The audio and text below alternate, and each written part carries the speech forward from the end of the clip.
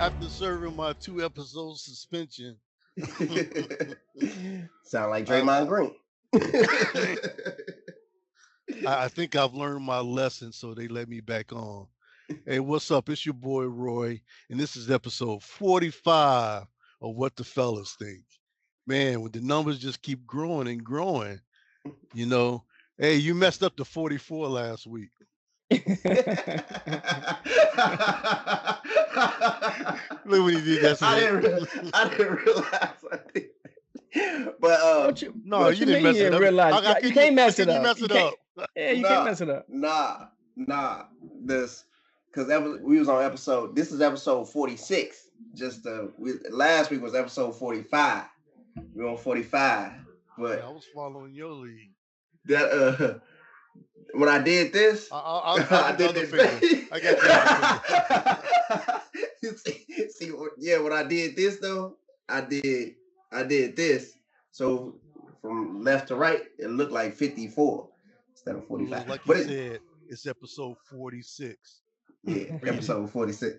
Yeah, episode 46. Glad to be back. You guys have been holding it down. I appreciate it. You know, your boy's been on the mend, you know, trying to get better.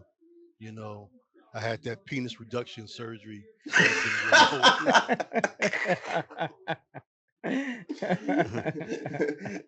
I'm gonna tell y'all right now.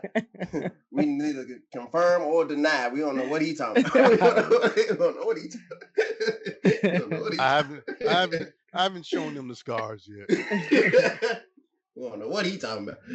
No, but it's he was at that Diddy party. I don't know. Who do you think gave an idea for the baby oil? Hey, so it's funny because I just kind of, you know, the trial is coming up pretty soon, but I heard, and I don't know how true it is, that baby oil might have been laced with some type of drug or whatever. Yeah, that's they were saying that's why they confiscated over 1,000 bottles. Yeah. Yeah, it's crazy time. I got a joke for that, but I'm holding. I'm saving it for a good moment. But yeah, once again, it's episode 46 of What the Fellas Think. You know, appreciate you, Brandon, holding it down, shouting out my man every week when in my absence. Man, Roy Tiger Brown, boy, we still holding it down for you, brother. You know, the NFL football season is going to get announced in the next couple of weeks. And this was always a big deal for us to, where are we going? You know, when they released that schedule, we all on the phone like, okay, this is where we're going. So right now, as it stands, we're looking at either Las Vegas and or Washington, D.C. because some of the guys are taking 2 trips this year. Me, I want to get down to DC. I got a buddy I want to run into, say hello to. Vegas, it'd be hot as fuck. Well, when we went and the tickets were expensive as hell, there was a couple of day parties, but I hung out in the casino at the bar and watched the game. It was just too fucking hot. And at that time, you had to have your COVID vaccine card to even buy a ticket. And even so, the tickets are expensive as fuck. And it's funny that we talk about new stadiums because Washington just got approved the go ahead to build a new stadium where RFK Stadium was at. So that'll be another place, you know, where the price is double so they can recoup the money. You know, popcorn $10, you know, for a little small container like this. So yeah, episode 46. We got a lot of stuff to talk about. And I hate to start it out with, oh, I'm sorry. And like I said, it's an honor to work alongside these gentlemen. So gentlemen, I'm not speaking for you. I'm speaking of you. Introduce yourself. Say hello. See, he forgot about us. He was like, hey, get up. I'm Brandon. I'm the passionate one. So I keep saying that every episode because I get passionate when we get to talking about this juicy stuff. So. If you keep saying it enough, you start to believe it yourself. That's what I'm doing. And once again, I'm Jeremy. So I'm the guy that brings everything back together. After Brandon go crazy, I'm bringing it back down. So welcome back, guys. Yeah, and after I take y'all for a loop about Baby Oil and Brittany Griner, he just that's when he shuts up. He's just like Homer Simpson bagging it to the Hey, Roy, I'm sure you'd be happy to know Brittany Griner is getting a divorce. She is? Yeah. See, this would be her second one. A significant other, if I'm not mistaken on the story, was caught with the man. So oh, really? So it wasn't her fault? Wow. Because Brittany left the last chick. I guess they were like, they had been trying to have a baby or whatever. She finally had the baby and then she left her. So it's not her fault. So is she paying child support? I have no idea.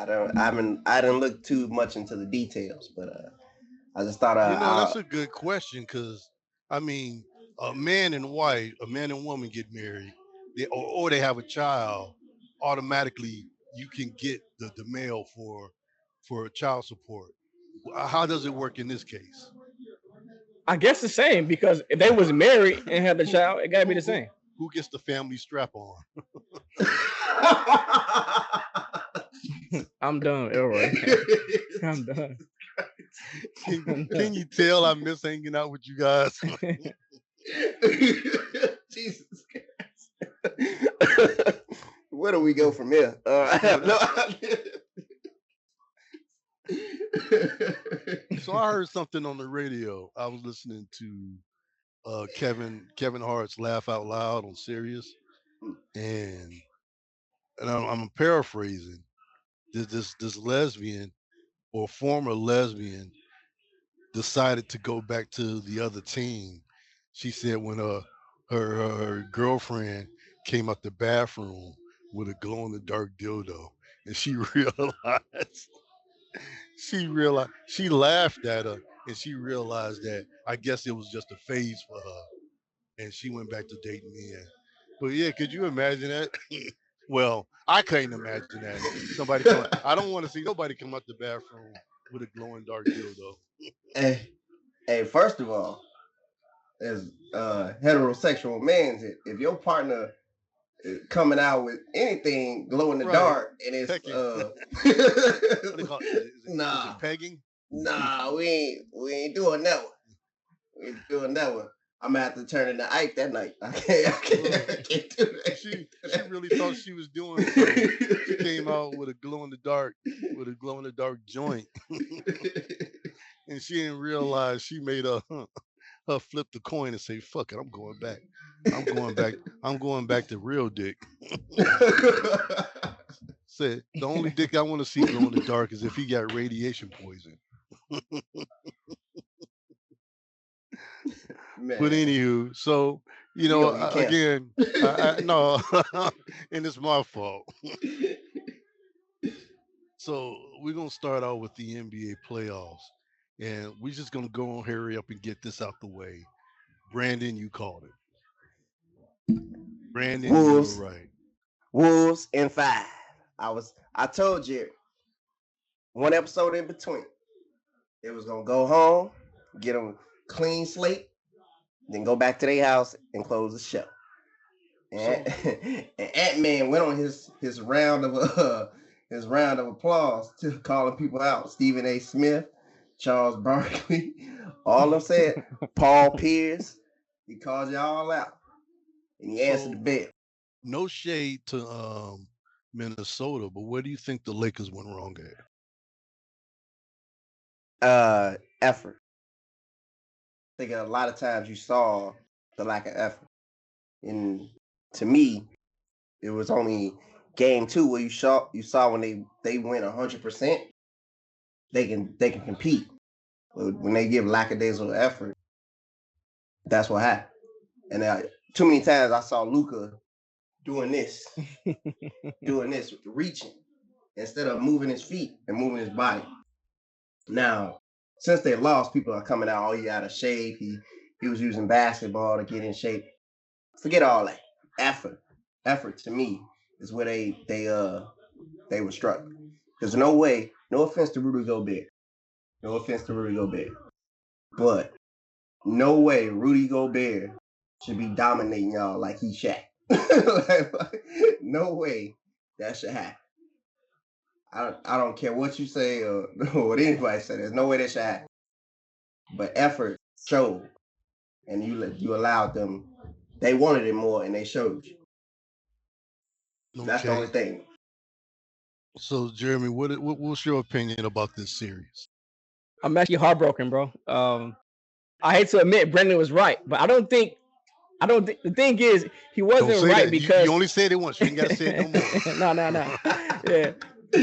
I think he was right because he just hate Lakers. It wasn't like he really thought he didn't think it's gonna happen like that. He just hated Lakers. So he said, no matter what, fine for Timberwolves. But I agree though, it was effort.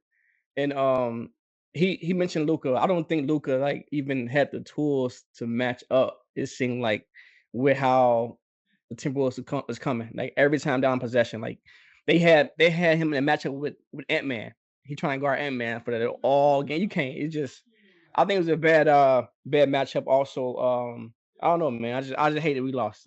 I'm saddened, bro. I'm conflicted. I don't know. But y'all, I'm sorry to cut you off, Roy. But y'all had the bodies, whether it was Luka or somebody off the bench. Y'all had the bodies in the size to compete. And too many times y'all got out rebounded. Y'all got out 3-point shots. Everything. Like it was. But I don't think we had size though. I don't think we had size. I think we was the smaller team. The only person on the Wolves side that was 7 feet tall is Rudy Gobert. So everybody else is 6'10", 6'9", 6'8". And that matters. Rudy is only a 7-footer. But on your side, how many 6'9" people you got? Your point guard alone is 6'9". Yeah. But we don't have any 7-footers. And also, so they had the tallest guy and they had the strongest guy on the team and on the thing. That's Randall.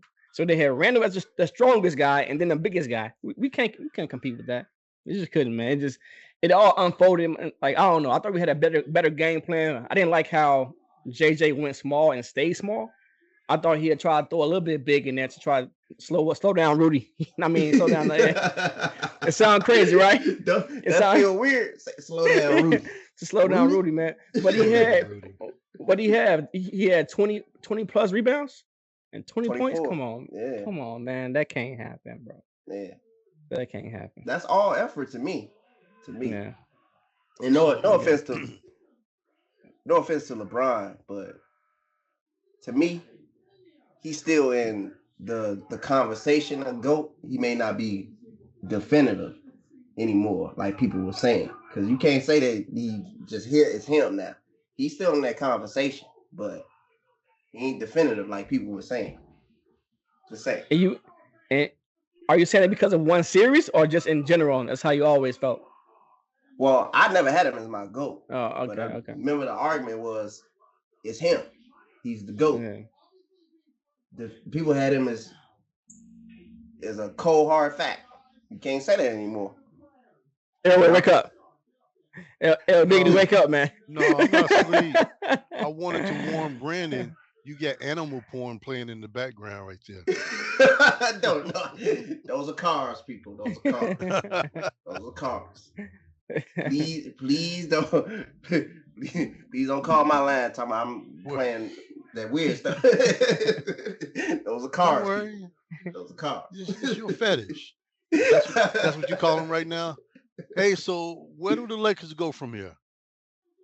Because now I'm hearing, okay, not to skip to the East just yet, but that Giannis, they say he might jump ship. He's not happy with the direction of the Bucks. And one of the places that they said he could land 2 years from now would be with the Lakers. I mean, is LeBron going to hang around 2 more years? Do you think LeBron has got 2 years in him? I think he said that like saying Braun won't be there because I think this is Braun contract years last year, so he's going to opt in to play for the Lakers for 52 million, and then after that, more likely he might either retire or go somewhere else. I think Giannis saying that he's coming in 2 years because he's thinking about post LeBron.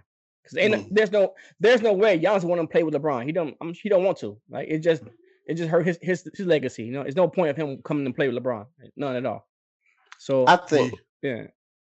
I think. No, I'm sorry, real quick. Go ahead. I saw a meme, and I saw it plenty of times on social media, when it's like the officials gave LeBron his own whistle to call his own fouls.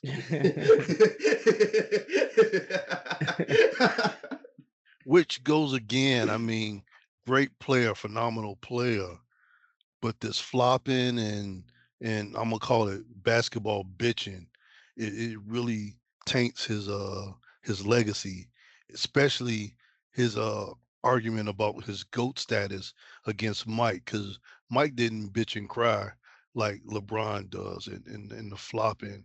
I just can't get past that. The way and he still does it to this to this very day, the unnecessary flopping.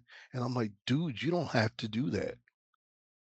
There was I forget what team Jordan played, but they literally, when he went down the lane, they bust his head open. Like that man was covered in blood. he ain't complained not one time.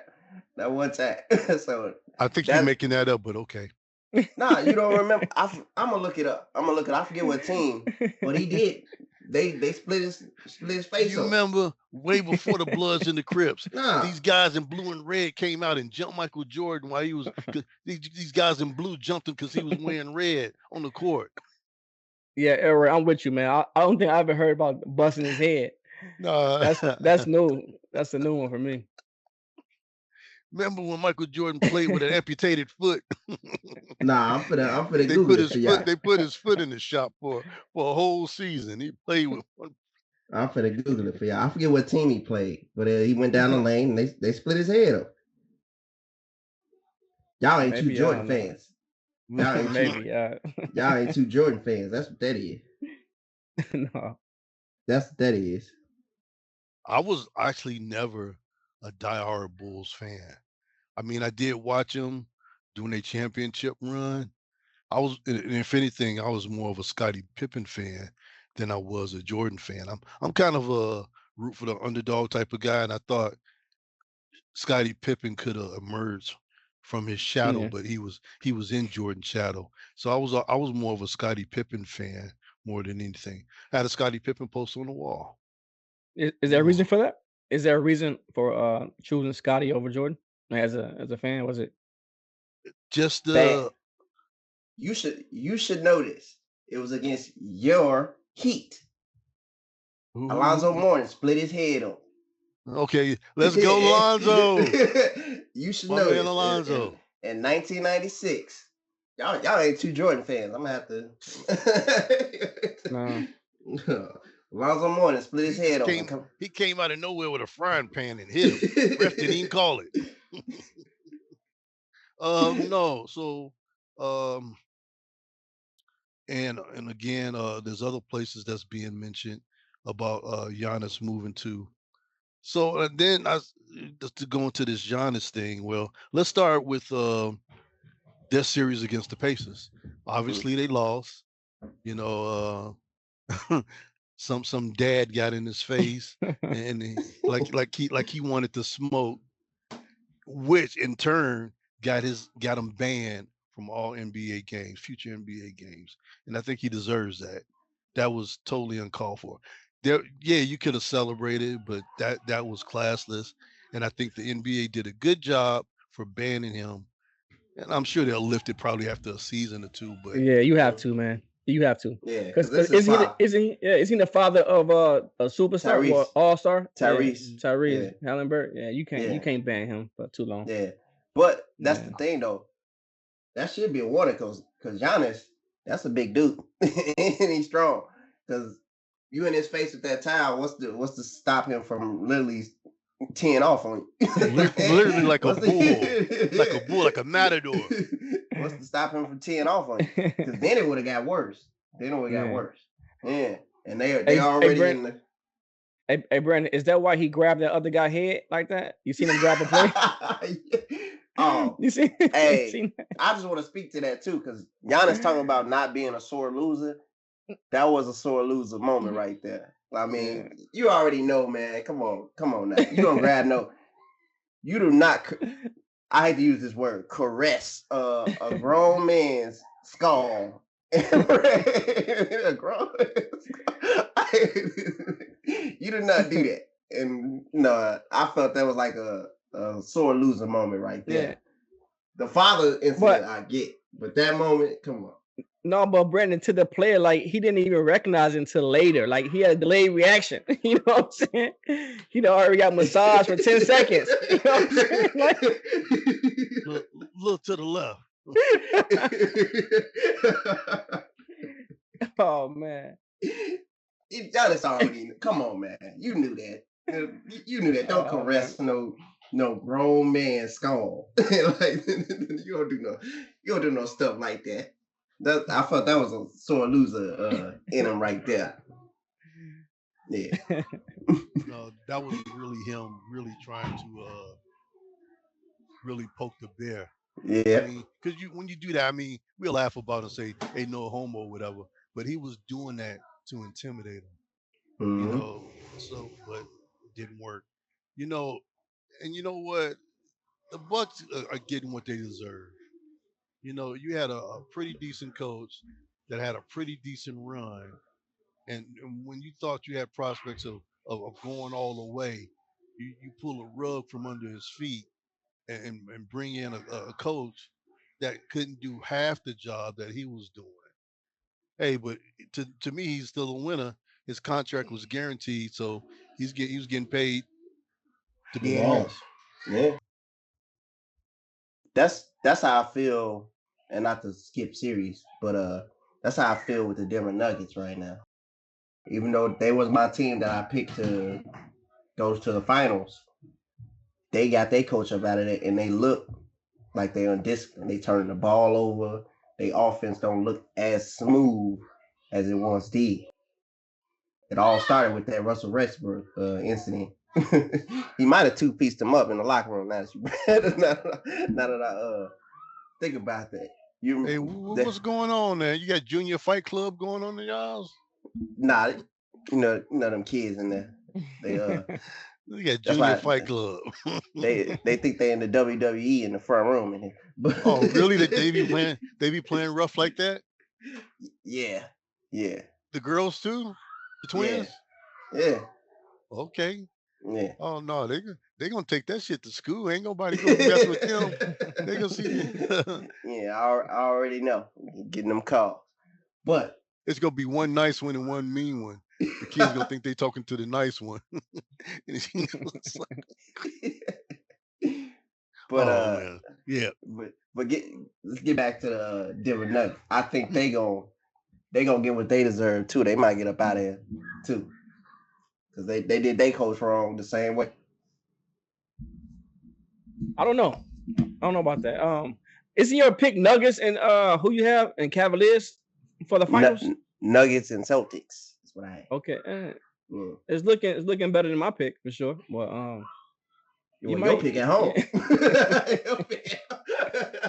I do have the Nuggets coming out the East. I mean, the Cavaliers coming out the East. I did say that earlier.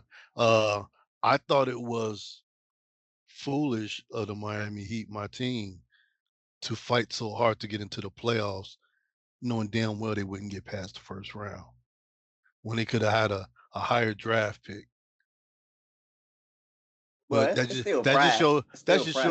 I mean, that shows in the fighting spirit. I'm just thinking, like, you know, as a strategist, it's just like, you know, and I guess you keep fighting so that you get stronger. Whereas I'm saying, hey, fuck it, let's not make the playoffs so we can get a high draft pick. Shit, that's what we need.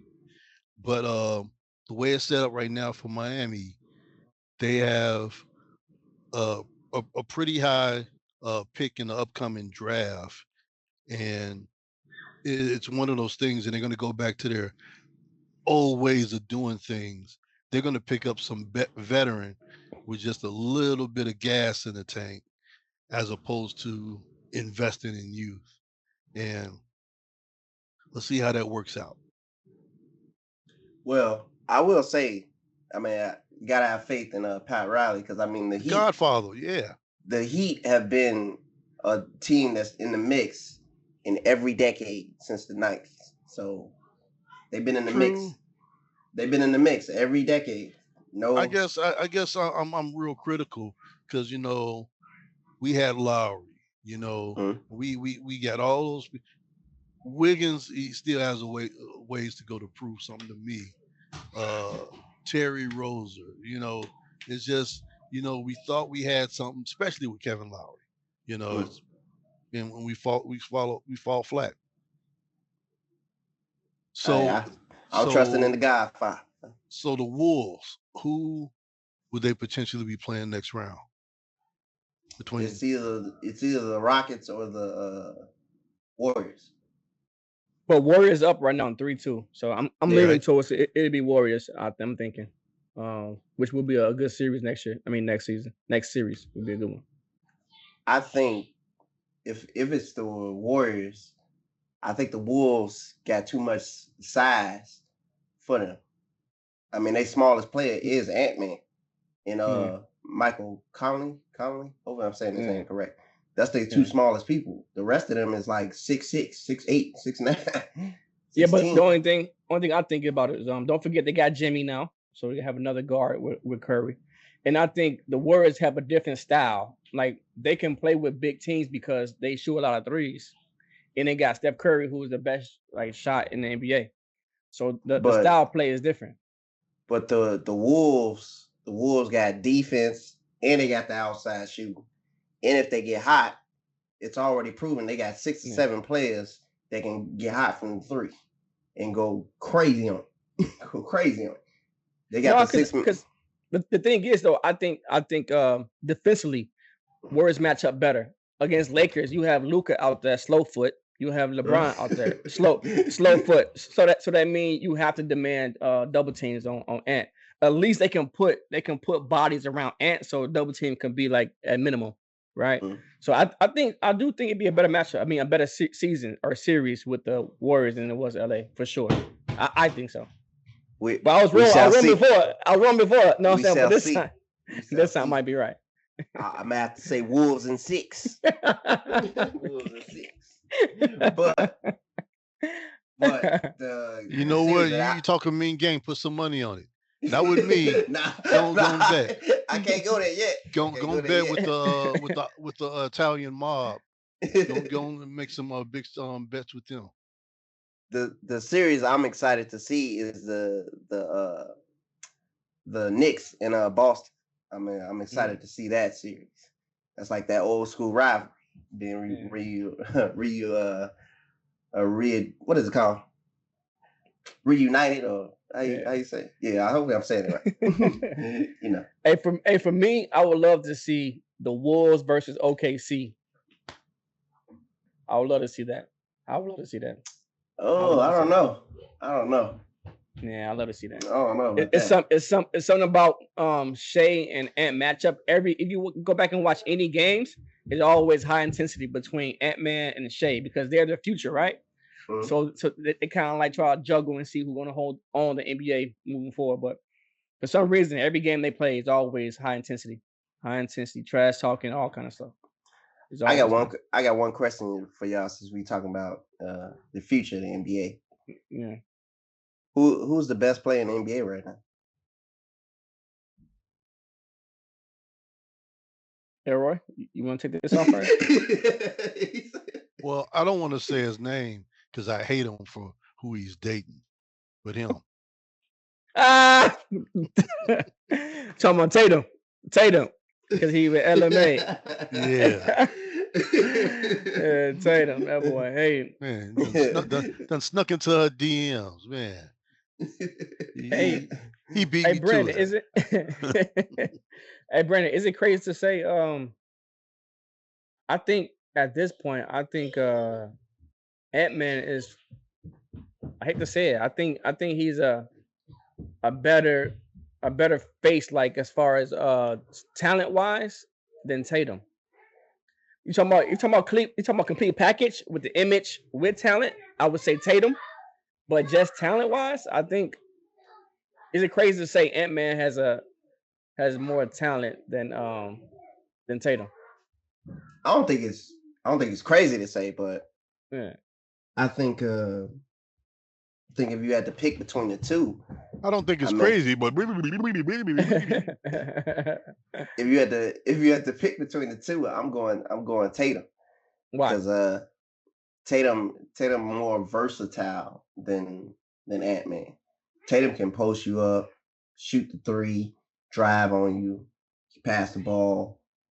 Right now, I don't think Ant-Man has a great inside game, a great mid-range game. He's more of an attacker to the basket, off the dribble, pull-ups. That's more his game. And he ain't really a guy that's going to necessarily lock you up. Like, he ain't really that.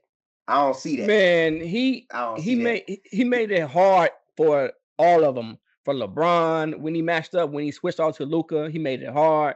He made it hard for every single one he guarded. Like, his intensity, bro, is no one plays like that. That's like old school basketball, how you play. No one plays. It's just crazy to see. I don't see the glove. I don't see that. Like how I don't see like how Kobe used to play defense. I don't see that. You don't see that effort? I see the effort, but I don't see the defensive player. Like, if you got Ant-Man on you, just guarantee you not scoring the basket. I don't see that. It's not a guarantee, bro. I mean. If you go rewatch that Lakers series, when he guard them, bro, they always ask for somebody to come get him off me. Hey, come give me the screen every single time. You seen LeBron? He over there pushing LeBron folding up. I was so mad, but yeah, I was so mad. You seen it? You seen like. And offensively, bro, like the way he moved, man, it's moving like a creative player, bro. He reminds me of Jordan in a way. He's so quick. He's quick twitch, man. Like, I don't know, bro. I don't know. Y'all tell me. So your answer is Ant-Man, and your answer is Tatum? It used to be like Tatum is the face. I would say because his image off the court, on the court, you know what I'm saying, and also his skill level. But if you saying just based off skill and youth and age, if Ant-Man didn't have all that stuff going on, bro, outside, it'd be him. It'd be. I find it incredible. I find it incredible the numbers he puts up on the court, and then he finds time to get LMA pregnant. That's just amazing. Oh, she's pregnant? I know that. Yeah. Second child. Again. Yeah, second child. But Brandon, you asked what you asked again about him? You said what you just say? Oh, so, the off court stuff. Yeah. Yeah. What's the off court stuff? Because as far as I know, it's just had the baby mama situation, and that was it. Ain't no really. But that's a big thing to the NBA, bro. That's a big thing, like being seen as hypersexual in a way. You know what I'm saying? Like your image matters. So if you look at any face, whoever like been in the NBA, it's always been like your off court matters. That's why Jordan never said anything to speak about anything. He always stayed in the background because he had a certain image. With Tatum, what you can say bad about him? You can't say anything bad about him, like nothing, right? He's clean slate. So that's what I'm saying. So I'm not saying like it's harsh that he have that little background with the baby mama and everything, but it's still an image. And NBA don't want to be tied. They don't want to face to have any image to him, you know. So I would agree with you, but just like that AI Allen Iverson period, right, where there was one showing up to the game with suits, there was baggy jeans, 3 or 4 different chains on, do-rag, showing up to the game. Once they saw the attention that he was bringing, and the fans that were loving the game, they didn't care about the off the image stuff. They care. It's just that the his fan base was so big, it was outside that they can control it. They can't control it, so they just rock with it. But they still came up with like dress code. Yeah. Like it's still the reason why he cut his braids. You know what I'm saying? They were still like trying to change him to fit the mold that he can fit in. But he was so big, like he they couldn't control it because his fan base was so huge.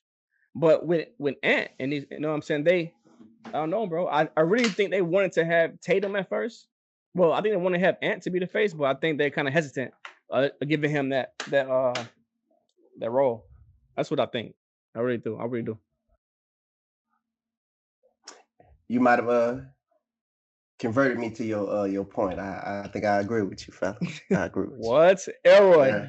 you hear this? It's recorded. It's you. I recorded. agree with you, fella. I agree It's with recorded. It's You hear this? recorded. you. I agree with you. But So one final question before we move on. Yeah. What series are you guys most excited to see coming up? Go first, Brandon. You go ahead. Tell me what you say. Mine is the Knicks in Boston. I already said that. I'm ready to Okay. see that. It seems like Jalen Brunson is ready to take that next step, and I'm excited to see that. For me, it's go ahead. Yeah, go ahead. No, I was just gonna say for me, I really don't have a specific matchup. I know the East is gonna be a lot of bloodshed to come out number one, Cavaliers. But no, as far as a favorite series, I don't have one. Okay. So for me on the East, I'm gonna say the finals, the Eastern Finals, Cavaliers and Celtics. That's gonna be a great one. Mhm. On the West, it's kind of too far to think about, but I really want to see the Wolves versus OKC. But if I had to choose one, it gotta be Cavaliers and Celtics. Okay. All right. If that comes to pass, I think it will. Now, if OKC end up meeting the Warriors, I'm thinking that's gonna be an exciting series too, because it could be a changing of the guard there with Shea and Curry, so it could be a change in there. I would love to see that. But Yeah. I think we can move on to switching gears. Yes. We go from talking about the GOAT to the Pope. I just came up with that. No, so obviously, I mean, and you don't have to be religious. You've heard everywhere, that Pope Francis passed away. And I'm not a big fan. I mean, I'm not Catholic, so I don't worship or idolize the Pope.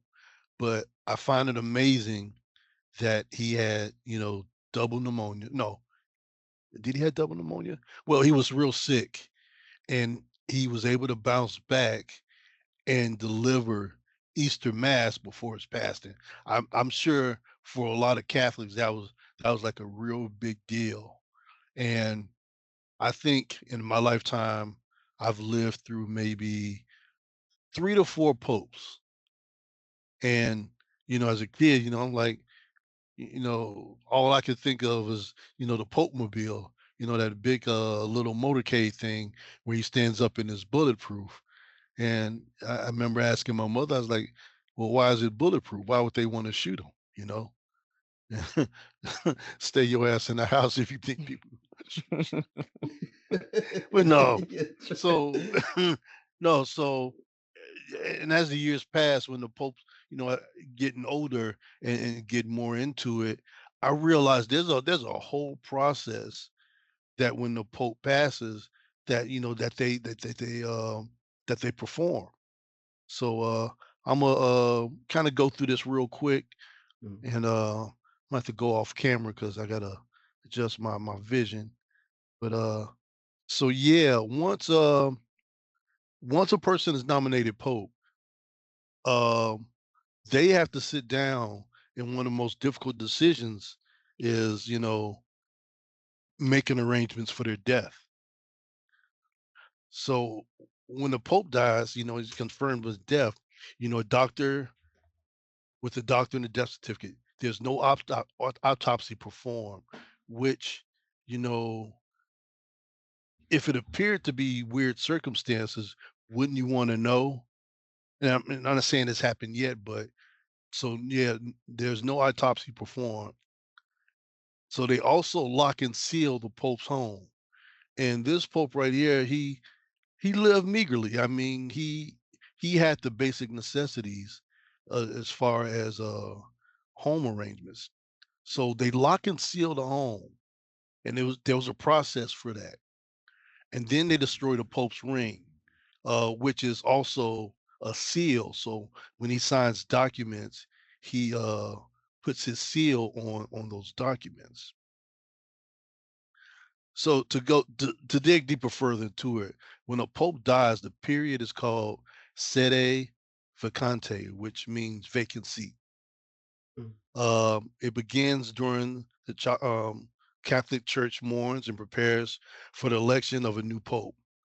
This involves a series of rituals and processes culminating to the papal conclave, which is made up of all cardinals 80 years, under 80 years old, to choose the next pope. So when the pope death is officially declared, there's a period of mourning called and I know I'm gonna get this wrong, November Diles, and I hope our esteemed editor can correct me and post that at the bottom of the screen. And that lasts for 9 days. And during that time, the Pope's body lies in state for public view, which we all seen. And so, like I said, traditional, they call it the fisherman's ring. The Pope seal is broken so that it can never be used again. It's like a sign of respect. I can get that. And so the funeral is held in St. Peter's Square and led by the Dean of the College of the Cardinals. The funeral mass is usually held 4 to 6 days of the Pope's death, which it's already happened. And in tradition, the Pope is buried in the Vatican catacombs, but Pope Francis requested to be buried in the Basilica of St. Mary's Major. So after that, the College of Cardinals, composed of the Pope's senior advisors, begin the process of electing a new Pope. So they gather with the electors, typically starts 15 to 20 days after the Pope's death. And basically, it's them sitting around a secret ballot trying to nominate the next Pope. So to be confirmed as the next Pope, you need 2/3 of the majority rule plus one. So when this happens daily, at the end of the day or whatever, when it comes to a conclusion for that day, if there's black smoke that emits from the steeple, that means that a pope hasn't been chosen. But when we finally see the white smoke, that means that a new pope has been chosen. So once that new pope is elected, he accepts a position and he chooses a name. So like Cardinal Francis' real name is not Francis. It's like they take names from other religious figures. And so he chooses his name on the balcony of St. Peter's Basilica for his first blessing. So yeah, it's a real it's a process to to elect a new pope. Um, Personally, I think that's way too much and putting a person on too high of a pedestal. But that's not for me to judge. For what people believe in, long as it's not harming anybody else. Do your thing. But yeah, just like that Malcolm X movie, that's too much power for one man, if you ask me. And so we have the opportunity. There's actually two popes of African American descent, which are highly in the favorite running to be named the pope. But then again, don't get your hopes up too high. I said they're black. They just trying to boost the ratings. And this year we got two Negroes running. There's actually a video, and I think I did share this with you guys. I don't know if we put this in one of our episodes where one of the black cardinals tried to reach out to Pope Francis, and he kind of jerks away from him. And then it's like, you look at it 2 or 3 times, it's like you're wondering, was he about to sneeze or what is some reaction? That seemed like a true sign of rejection. And I'm not going to say because of his race, but it was definitely to me a sign of rejection. and he probably caught himself. Well, Elroy, if you don't mind, I'll play the video. Let me cue it up. Morning, IT legends. That don't look Welcome like to my vlog. Let me tell you, the Terrace AI Copilot. Greetings, everyone. So this latest clip that seems to have gone viral, even though it was from a Palm Sunday in 2019, someone has dug this up and it's been shared around to essentially try and accuse Pope Francis of being a racist. So at this Palm Sunday service, he was being greeted by various cardinals and bishops, and they were shaking his hand. And then when the Black Archbishop of the Ivory Coast went up to him to kiss him on the hand, the Pope appeared to just sort of shun him away, like, oh, get him away. That's at least what it looks like in the video, and here is that video if you want to take a look.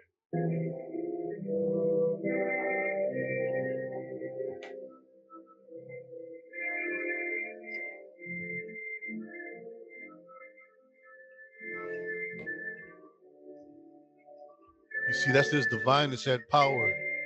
I thought they blocked it. Like, oh no, he tried to rob me. So a little bit more information on this. So a little bit more information on this Pope. No, he touched me. So a little bit more information on this Pope Francis, the spiritual leader of the Catholic Church, or essentially the head of the Catholic Church. Well, yeah, that's pretty much it. I don't want to get at too much play. So we done went from the GOAT to the Pope to grope. Hey, Elroy must have watched 8 Mile or something. He out here battle rapping. Jokes and jokes and jokes and jokes. Ha ha ha. Spaghetti, spaghetti, spaghetti. My man David Chappelle. Yeah, old Shannon, freaky Uncle Shannon Sharpe. You know, well, this was talked about last episode. He's taking a break to be with family, you know, after this latest sexual assault accusation. Shannon, that's what you get for messing with white women.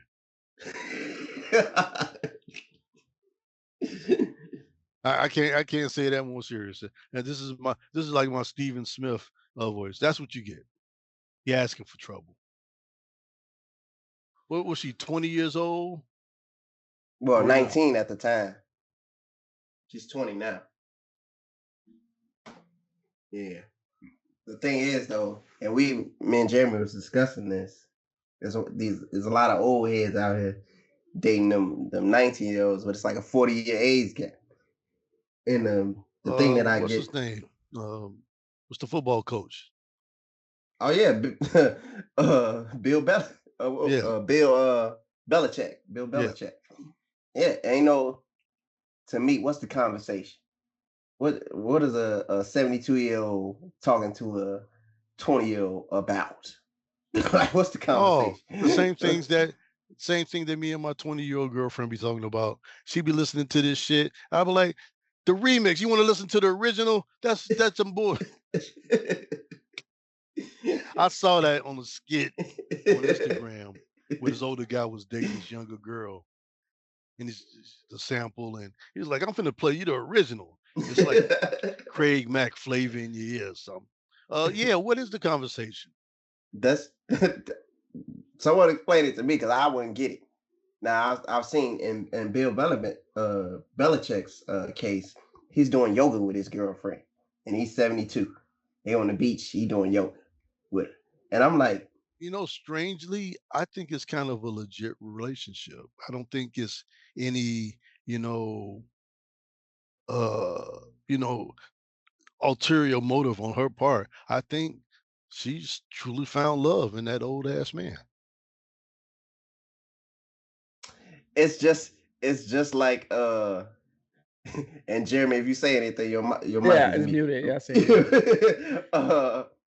It's just like Hulk Hogan and his wife, 24-year-old, and he's 77 or something like that.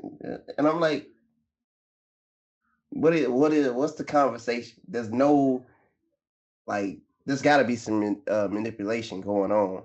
Well, it's the same conversation if Hulk Hogan was dating somebody his same age. That's all he talk about. Let me tell you the time I slammed Andre the Giant, brother. That's all he was doing, talking about himself. These used to be 24 inches. Oh. I just don't. And I've seen Shannon Sharpe's recent video where he was lashing out against the women, saying, "Oh, he should date women his age." Well, he's like, "Well, I date 20-year-olds because they'll do what I tell them to do." I'm like that don't make it no better. Did he have a Black and Mild in his mouth in a glass of his cognac when he said that? That sounds like some straight Ike Turner shit. That's because they do what I tell them to do. I'm like, where's the wisdom and growth? Because like, there's a lot of old freaks out here, and I even had a discussion about this at work. Why the OnlyFans models be millionaires? And you realize if you look at their customers, it's a lot of old people with lots of money paying their lifestyle. And that's the thing I don't. They actually got fans. It could be people, my age, your age, that actually subscribe. But it ain't in the millions. So they gotta have one customer, one customer that's giving them a lot of money, a lot of money off of subscriptions. So let me tell you my story. There's this chick. She's on Instagram too, Hazel something. And I found out she had an OnlyFans page. So I'm like, shit, I'm gonna go check that out. So it was like $5.99 for a month. And I made sure I went through all her photos within a week just so I could get this bill another month. Hey, as soon as you said you went on OnlyFans, you should have. Did you hear Jeremy's voice? It just sounded like a disappointed father. Like, no, I thought that was a sign of him saying, "I ain't surprised." Sounded like a disappointed father. He was like, No, that ain't my boy. That ain't my boy. No, I took it the opposite way. He's like, I'm not surprised. Trying to kill me. Yeah, I tried to make sure I saw within 2 weeks time because I didn't want to get billed for the second month. I made sure of that shit. Hazel, whatever the fucking name, it was Hazel something. Fine ass. But anyhow, I just don't. To me, if you 50 and you dating a 20-year-old, you 60, you dating a 20-year-old, there's only one thing both of y'all got on your mind. Well, she got something on her mind, and you got something on your mind. Your mind is sex. Her mind is money. Yeah. So Brandon, I want to ask you, like, is it more so the age thing, or is it like a power struggle, like gender thing? Because if it was swapped, would it be as worse? Absolutely. Okay. It's a power dynamic. Just like when we was talking about this with Tracy Ellis Ross, which, by the way, Tracy Ellis Ross is she's nice looking. She's nice. but she likes to date younger men too. So it's a power struggle. It can never be equal, which to me is like, it's crazy. But I'm saying, like, I never hear backlash when it's that way. When the lady, I'm just giving my personal opinion. I think it's wrong all the way. Yeah. And you, Elroy, what you think, Elroy, about that? Ain't nothing wrong with it. If you just having fun, it's all good. Like you said, somebody's after sex and somebody's after money, and there might be some. And for those that actually have, weirdly enough, a mutual love for them, congratulations to them. I mean, it's kind of weird, what was her name? Anna Nicole Smith. She married that old guy, and it was for money. I mean, he could barely get out of his wheelchair, much less have sex with her. And she probably had to get on top, and fill him with a couple of blue pills. She married. It was for money, and what ended up happening is karma is she died before he did. No.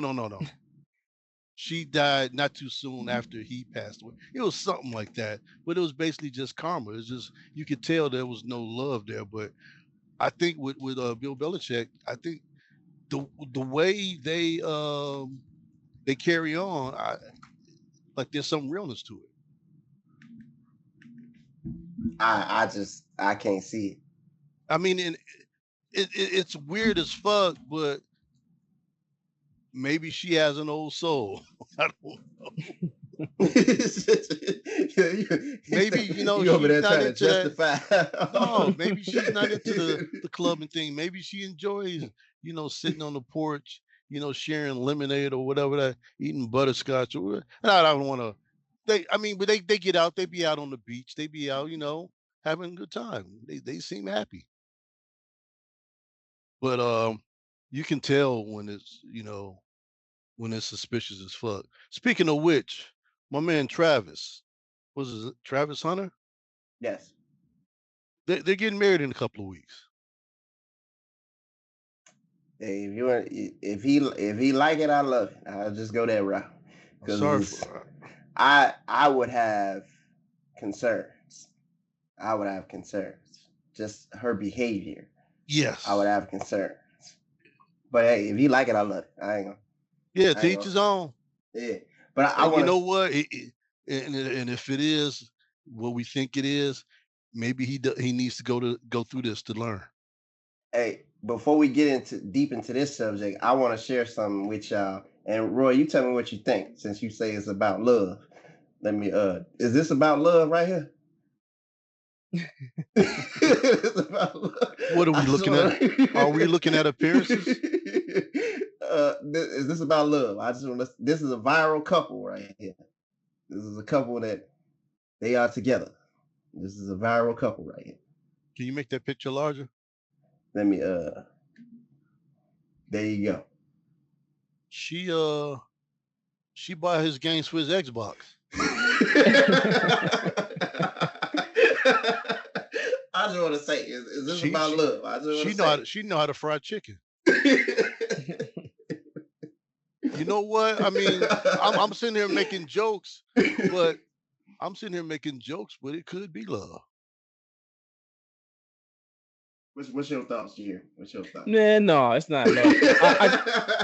I'm questioning. I wonder if if one of the two are like a 90-day fiance or like an international person, or are they both American? I know this is a viral couple. This is what they're in love. Yeah, I just wonder if he's American.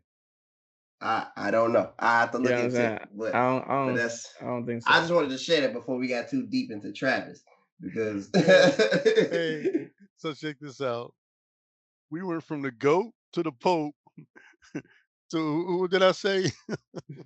What did I say about Shannon? You said grope? To the grope. Yeah, to the grope.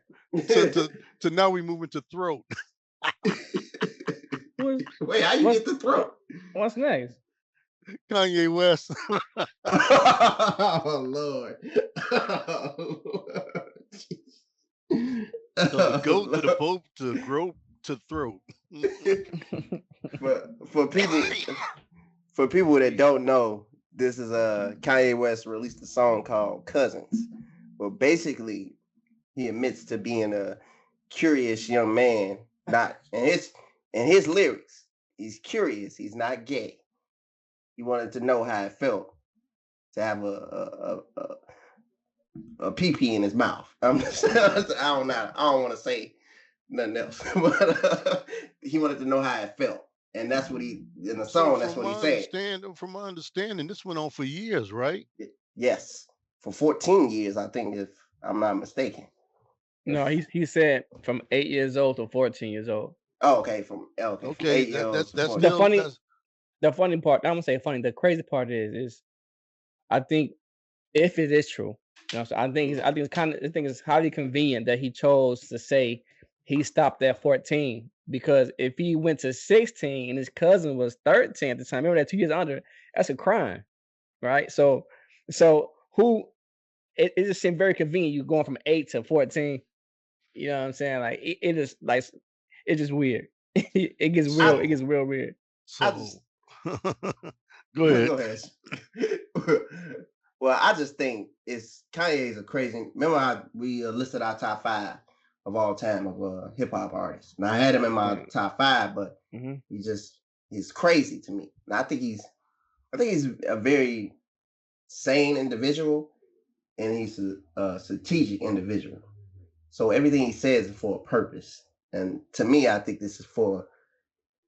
I don't know what his purpose is by saying I've been sucking weed. I can't even say it. I can't even say it. Doing this I don't know what his purpose is by admitting to this Yeah, stuff. you can't do that, man. Man. That's crazy. Yeah. So Can you that can you imagine his cousin who's in jail right now? Somebody say, "Hey, that's you." wait, I was just gonna say. That's what I and you was gonna said, say. He got in jail like ain't you? Kanye West, my cousin. Hey, ain't you the cousin? like what? Hey, Man, I'm hey, through the with him, worst bro. thing it'd be is you got that one dude looking in the corner like, yeah, that's him. That's him. That'll be the worst thing. That's why I was like, you know what? You gave away too much information. You basically outed him for Mhm. who he is without saying his name. So when he said that, everybody was like, I'm sure, because I'm sure he was bragging. Kanye West is my cousin. No. And then there's another viral tweet that he put out because you remember when he got in a car accident, he had his jaw wired wired shut, and he put on his tweet, it wasn't because I got in a car accident, it was because I was doing fellatio. I said he put on a tweet and said that. That man he's that's why I don't understand what's the purpose of him doing this. So first off, I got to double back. When I saw you guys giving your top 5, I was just like in so hip hop heaven to hear what you guys had to say and who's you guys favorites and all. But second thing is, you know what? Now that Kanye West has come out with this, it kind of explains his behavior right now with women. Um, even Amber Rose said that he would seek approval from everybody, with the women that he was with. Like, would you fuck her? Would you fuck her? Look at that ass. Look at them titties. Uh, The, from what I see on TV, the way he treats them, it just, I don't know, it kind of draws home a picture of what's going on in his life. Like maybe he's dealing with this and he's trying to prove his masculinity by dating these hot big breasted women or whatever, and he's trying to suppress or prove to himself that, hey, I wasn't gay, I was just curious, or whatever. So it kind of explains, puts the pieces together, and just goes to show you he's been suffering from mental illness for a while. um Well, to me, it shows that his mother was basically holding him together because all this stuff fell apart and she when she died. died. Hmm. Because that was like the last little hay dropping down on that bundle, and it just fell apart. And I mean, because ever since then, it's been like everything that's come out of his mouth either make you want to punch him in it, or you like what? like what? Yeah, Like, you gotta be just like wearing the swastika and, man. in the clan mask. I'm like, are you just want people to say your name? What the fuck is going on? Did you guys see his special on Netflix? Yeah, I had to turn that off. Really? I had to turn that off. Oh, wait. Why? It's just The special, like the It was like a like his. 5 episode special. Oh yeah, I liked it. yeah. Yeah, I thought it was great. I thought it was a I liked it. masterpiece. It's just because I was such a Kanye fan to see that and then see what he is now. I just like, man, I don't even want to think about it. I was I didn't like, think about it like that. yeah, I yeah. thought I'm looking at him when he was great because Hmm. his catalog after a Dark Twisted Fantasy, which I think is like the peak of his career, everything just went downhill from there. He just started doing batshit crazy shit. His Mm. his music ain't really popping, you know. And that was That's what threw me off. I can't even like old Kanye songs that I know are like classics, right? Even stuff that he helped write with stuff like Frank Ocean songs. I can't listen to that and then be like, "That's Kanye." I'm like, man, turn that shit up. That's just me because I was why you a say fan. Frank Ocean? I was a fan. Well, I'm just saying because Kanye wrote a lot of songs. I just Right. threw him out there. No shade on Frank Ocean, but You know what? Kanye wrote a lot of songs and Yes, he produced a did. lot of music. But this was a while back. I was in the car and Ludacris came on. And I immediately had to turn the station. I'm just like, his music ain't holding up too well over the years. I can't bring myself to really enjoy and listen to it. But Kanye, all the way up to Dark Twisted Fantasy, yeah, I can listen to almost any time. It still gets play. It still has, I don't know, value to me. It's still good music. I don't know. I just because I'm a fan and I just think about what he is now, and it threw me all the way off. The whole thing with him wearing that is so disrespectful to people who went through that time. He wearing the Ku Klux Klan outfit, and then it's like, come on, man. They already trying to like erase our history. You don't have to help them with it. Like like that's to me. I don't know. I get super. I don't know. I get offended by some of the stuff he say. And I'll be like, damn, man. I mean, And we was. I support he even started attacking his friends, you know. you. Yeah. Uh Jay Push it. Z, T. Gang, Pusha T, Mm. Common, you know, saying that they ain't loyal or whatever. He's really lashing out. So yeah, he's a couple of sandwiches short of a picnic, if you ask me.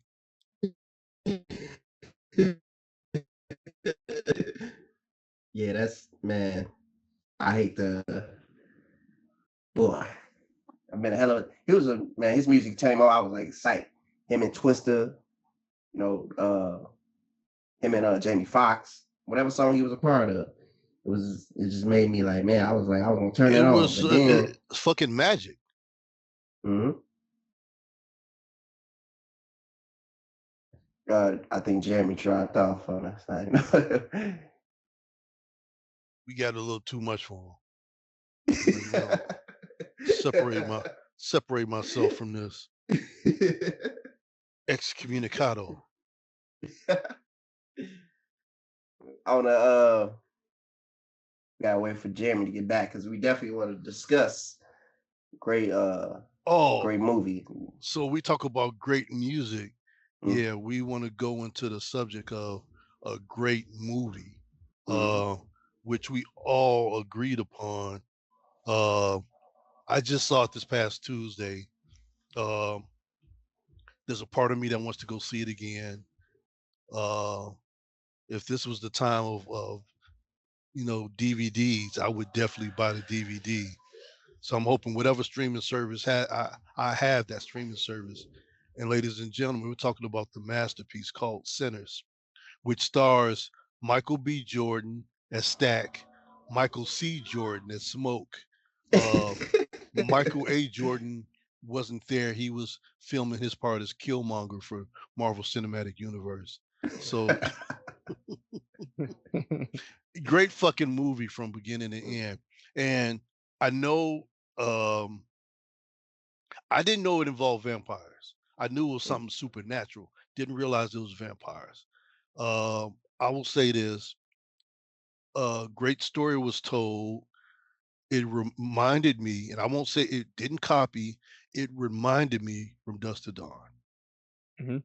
where it started out as one thing as a drama and ended up, the supernatural sci-fi. But it told a spectacular story, and I kind of fell down a serious rabbit hole during research after this to learn more and the connections about this movie. Um, and before I go there, I mean, what made you guys want to go see it? Was it because it's Michael B. Jordan movie? Because I've never said I want to go see a Michael B. Jordan movie where he is the star, except for Fruitville Station, which this is the same director of Fruitville Station. What made you guys want to go see this movie? For me, it was the director, because he did do Black Panther, everything. I felt his work, Ryan Coolidge. Hopefully I'm saying his name Coolidge. Hopefully I'm saying his name correctly. Please forgive me if I'm butchering it. But his work to me His was name is I'm putting a graphic designer to work. Yeah, I definitely want to. His work was great, so that's what made me originally wanted to go see it. And then when I saw the movie, I was like, man, I'm intrigued. But I was like, literally, because for people who don't know, when I go to the movie theater, I'm usually asleep by like halfway through the movie. But I was on my edge of my seat through this movie, and there's some singing, there's some dancing into this movie, there's some supernatural stuff into this movie. There's some what I felt was some great cultural Easter eggs that was laid in this movie. So he had me on the edge of my seat, and I was intrigued. I was literally like during the movie, I was doing like research on the movie. I'm like, oh yeah, I like this. It was to me, and people out there already trying to like shit on the movie. It's already it's close to $200 million globally. So they didn't made their money back. They didn't turn profit. Hasn't been a full month. Mm-hmm. Yeah, it hasn't even been a full month. So, people are already out saying, I think one report out there is it only opened up with $60 million opening on opening day or something like that, which the article was like, it didn't turn profit at first. And Ben Stiller, another actor, stood up like you could have chose and telling the writer of that article, you could have chose a better headline to show positivity. And that's people were already trying to shit on the work, but it turned out to be just a great work for him. And that's, for me, I was definitely wowed by the movie, definitely excited to go see the movie again. If it come out on any streaming platform in the future, I'm gonna definitely be watching that boy 10 or 11 times. It's a good movie. Hey, I agree, man. I told you guys before, like it's definitely my new top movie in the last 5 to 10 years, right? And I started watching because of Michael B. Jordan. I like Coogly as well, but I started liking Mike from Creed. If you look from Creed 1 to 4, you can see the growth in the production itself. Like Creed 4 production, the intro of it, like all that was, you can say it's Coogly, but it's also Mike too. So I was intrigued in seeing that tag team duo again, that Kobe Shaq like dynamic. And as I said, man, it was literally my favorite movie in the last 5 to 10 movies. Brandon, you mentioned Supernatural. We can, if you want to, we can discuss all the Easter eggs that we found. But well, we gotta say for our viewers out there watching, beware. No, so we got a rule. Yeah. You get a week. Like we're not going to talk about Thunderbolts, even though I've seen it last night. I saw it March. What is it? Today is the 2nd. I saw it May 1st. I saw it last Thursday night. I'm gonna give you a week. Next episode, I'm gonna be talking about it. It's been a month though. It's been a month already. No, I'm sorry, for Thunderbolts. Oh, I got you. Okay. Yeah, but I said we're gonna wait a week for new releases. I got you. We're gonna give you at least a week.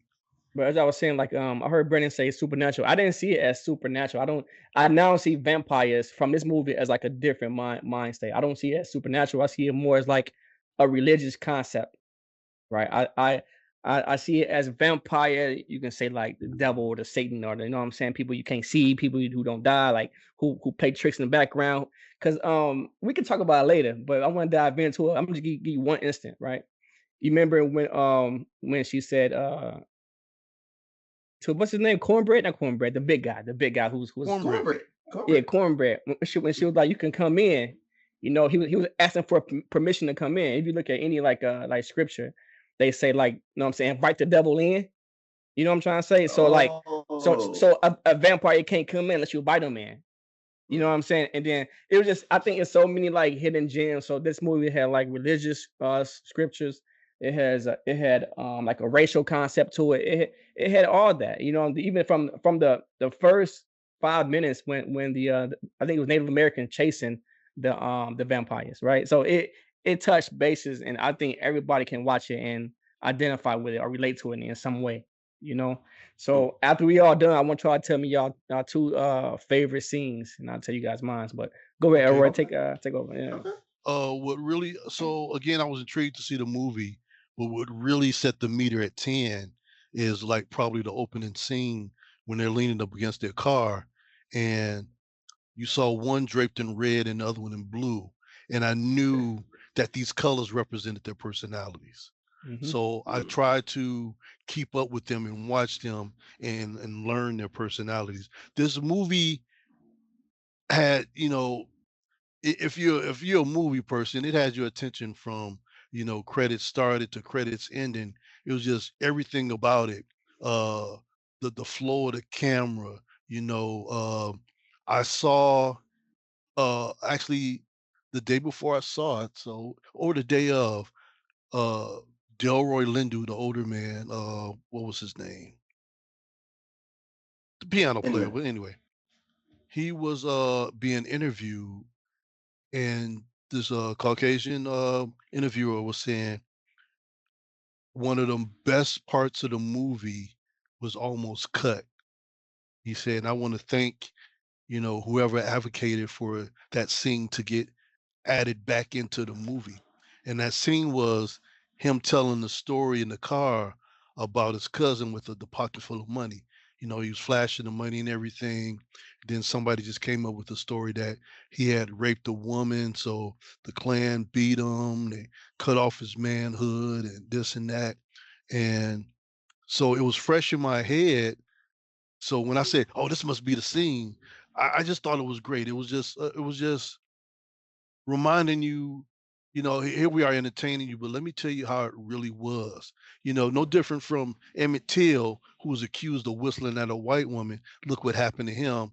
Come to find out years later, it was a lie, but she didn't do nothing to stop it when she saw how far it was going. And I thought that was a great part.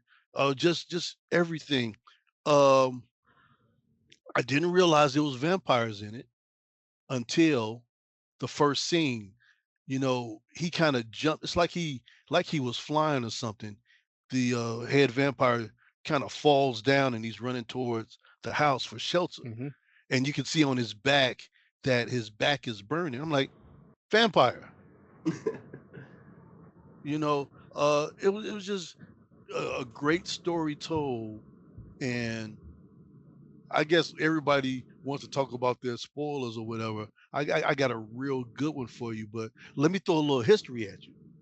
There was a blues singer named Robert Johnson, no Yeah. relation, who, when he first started out, he was terrible. Couldn't carry a tune, couldn't play a guitar. He up and disappears, comes back. He's probably one of the he's his recordings. I think he did 2 years of recordings or 27 songs or whatever, and he's the blueprint for blues. But yet the part about him being terrible, disappearing and coming back, a year and a half later and having did a 180. The story goes that he sold his soul to the devil for I don't know, for skill, fame, and fortune. I don't know, whatever. So I immediately kind of saw that in Sammy. Not to say that he was playing the role of Robert Johnson, but I just saw that in Sammy, and I thought that was great. Just the way he was just adding history in and folklore. It was just a great movie. I really want to go back to the movies and see it again. The last movie, just get off track for 1 second. The last movie I went crazy like this for, and Ayan might hate me, it was Black Hawk Down. When it first came out, I literally went and saw it like twice a week for like 3 or 4 weeks. That's what I got. No bullshit. Paid my money at Damn. the movies. Yes. The greatest movie to me. I still watch it. That's still one of my favorite movies. And then when it came out on DVD, my then wife, it bugged the shit out of her. I come home from work, the first thing I do is I pop in that DVD and watch that movie all over again. And Dang. that's how crazy I was about that. So let's fast forward to the future. I would say Endgame, the Avengers Endgame, is that movie. And now at this moment, this week, Sinners is that movie to me. I can totally agree with you on everything you said, because there's so many like cultural gems that was thrown in the movie that just had me on the edge of my seat with it. And now that Jeremy gave his religious like tie to it, I'm intrigued to go back and see what other, because that's really like a life lesson there. Like things happen, people from all different races and everything want to attack you, and the devil is masked in so many ways, and it comes at you in so many different forms. And to Jeremy's point, what's my two favorite scenes? One of my favorite scenes was when the Asian lady snapped and said, basically, "Come on in," and she bit Stack's hand, and I'm like, "So come on in," and I'm like, this gonna be a brawl. So I'm like, yeah, I'm intrigued there to get to it. And of course, everybody is dying, and she the first one to die because she said, "Come on in." That's the reason I love that scene, is because it was like so much action tied to that scene, but so much emotion tied to it as well. Because you see Annie and Stack, she get bit. He's like, kill me. You promise. And I'm sorry if I'm doing spoiler alert for anybody. But this is over a week. We're not spoiling nothing. We're gonna have our editor put spoilers at the bottom of the screen before we go into this. I'm putting your ass to work.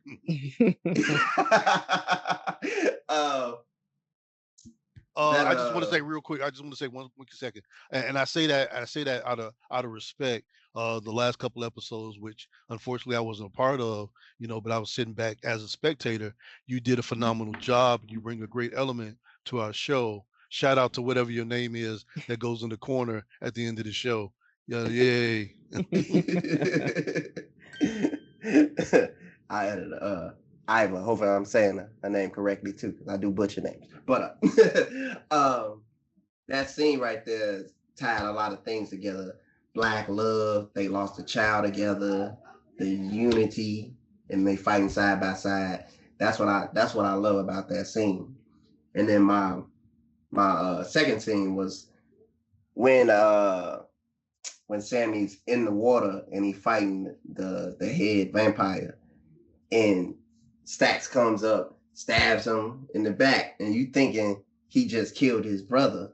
And I'm not gonna say the scene before that, but that ties to another scene at the end of the movie where he had his brother promise to leave Sammy alone. And I just love that, all how they did that whole setup there from scene to scene. What's y'all? You want to talk about Easter eggs or your favorite scenes? Easter eggs / favorite scenes? No matter. Go ahead. Okay. I'm gonna jump all the way to the end. Here Sammy is, 80-something years old, playing in this club, played by Buddy Guy, by the way. And I caught that right off the bat. I'm like, yeah, that's Buddy Guy. I'm like, Chicago Rapper 5. So you get what's his name, Stax and Mary come in, and obviously you see them, there's no reflection in the mirror for them. But did you also notice that there was no reflection for Sammy? I did not notice that. There was no reflection for Sammy. So when he offered to turn him into a vampire, and he said he says he turned him down, but it's the way he said it. And then it made me think again about Robert Johnson selling his soul to the devil. If that could have been the same, he he got that fame. That's what he was going to Chicago to be famous. Maybe he sold his Now soul to the devil to get that fame. I gotta There was rewatch that. I gotta Go watch it again rewatch too. it. I didn't see that.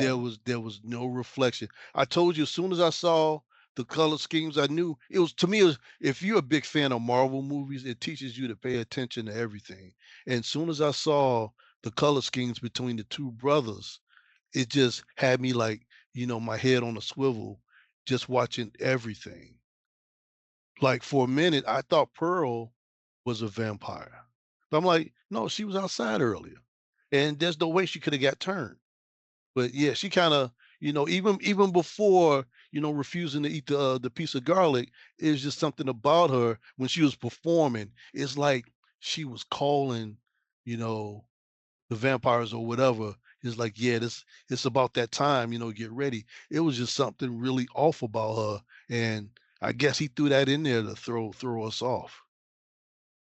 Hey, hey, I got something funny to say about that, but I'll let y'all get y'all About scenes because with Pearl and Sammy when they was in there after she just I'm gonna just be real. he must have found that button. Y'all already dancing. Yeah. Y'all already dancing. Y'all already dance. I know y'all staying up in there. I know y'all staying up in there. And he said, first thing out of his line was, I want to taste you. First thing I want to taste you. I'm like, spoken like a true player, like a true player. And But yeah, then go ahead. I'm sorry. also, is the church scene when he was talking to his father, where his father's like, you can't serve two masters or whatever. He was telling him to leave the music alone. I knew that music would probably, he would come to a point where he had to choose. And I thought when he went back to the church that he was going to drop that guitar, and choose that, but he still held on to his dream. Just a great movie. It's I could go on and on. I can't think of everything, but just the end for me in the bar was definitely hey, the fuck, you know. What I about you, did not Jeremy? catch that. I gotta watch that Yeah, I over didn't. now. That mirror, the reflection. Yeah. Me either. So for me, I have three scenes that I like the best, and I'm gonna put it in order. The first scene was, I know Brandon said he didn't like it, but the first like singing scene when Samuel was singing, the house was burning, right? That, and then in the background you saw like all our ancestors. It can be from the African dancers. You seen everybody come. You even seen the future, the mix, the bebop, the hip hop, the break dancing. It showed everything. The And for P-Funk. me, yeah, it showed So everything. blues as the base of Yeah, all music. Yeah. yeah. So in that scene, I thought it was interesting because if you remember the head vampire, he really wanted Sammy, right? He wanted Sammy Mm-hmm. because Sam, in his eyes, Sammy was the voice, and he thought that Sammy can The bring, beacon. He could bring yeah, people. he could bring people to him. So basically, it's basically the whole thing to me was trying to say like music is really a what they say is like music is really like a gift from, like, it's evil in a way, like it bring like so he was trying to, so in that aspect I was thinking like it was deep because the whole scene, the whole like view when he viewed out and the house burning, but the music, the sound, it was to me it was so dope seeing that part. I don't know why, I just loved it so much. Even the And Irish music when they was dancing yeah, outside it was was just kind of, yeah. The thing I got from him is like a metaphor.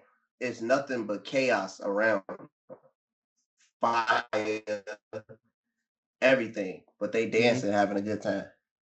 And yeah, that's like the thing about it. None of all the stuff going around, they paid attention to none of that. so nothing. They paid attention to each other and having fun. That's why Yeah, I love that scene. I do love that scene. I love that scene. I love that scene, Yeah. man. And then my second one was with Cornbread. How he after he died, when he came back and he like, hey man, you gonna let me in? You know what I'm saying? You can let me in? And she was like, man, with your big ass, you can just push through us, right? Right. Yeah. So So I think that whole scene, like, it was, for me, it was like intense because I wanted to see what's gonna happen. So that whole dialect, I thought it was funny. I thought it was like, it gave me a little bit like, I was patient. I don't know, it was on the edge. I thought it was decent.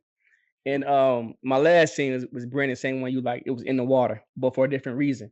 Like when the head, I forgot his name, but when the head vampire was like basically like holding Sammy, and Sammy, you know how, as we do, like in time of need, like Sammy started doing the God's prayer. You know what I'm saying? Mhm. And at that point, the vampire like, oh, I know this too. I know this too. I'm gonna sing it with you as I'm trying to kill you, right? And then when he's singing it to him, because he know the prayer as well, everybody in the background was saying it with him. You know what I'm saying? So in my mind, it was like they were trying to portray like the devil knows, you know what I'm saying, the Bible, whatever, more than you do. So you know what I'm saying? So I'm gonna sing it with you as I'm killing you, you know what I'm saying? And then it wasn't until the brother Smoke came to save him, but I thought it was decent how it was intense to me, because I'm like, dang man, he really about to say God's prayer while he killing him. You know what I'm saying? Like, it was just deep, like wow. And so I liked it. That I liked I it. like. You dropping some gems tonight. fam. Talk to you. You dropping some gems tonight, because you making me like think like, damn, I gotta go back and just see that scene again. Like, damn, I never thought of it like that. Never thought of Yeah, it. it was- That's Yeah, you dropping some gems tonight, fam. What they do at the poetry club?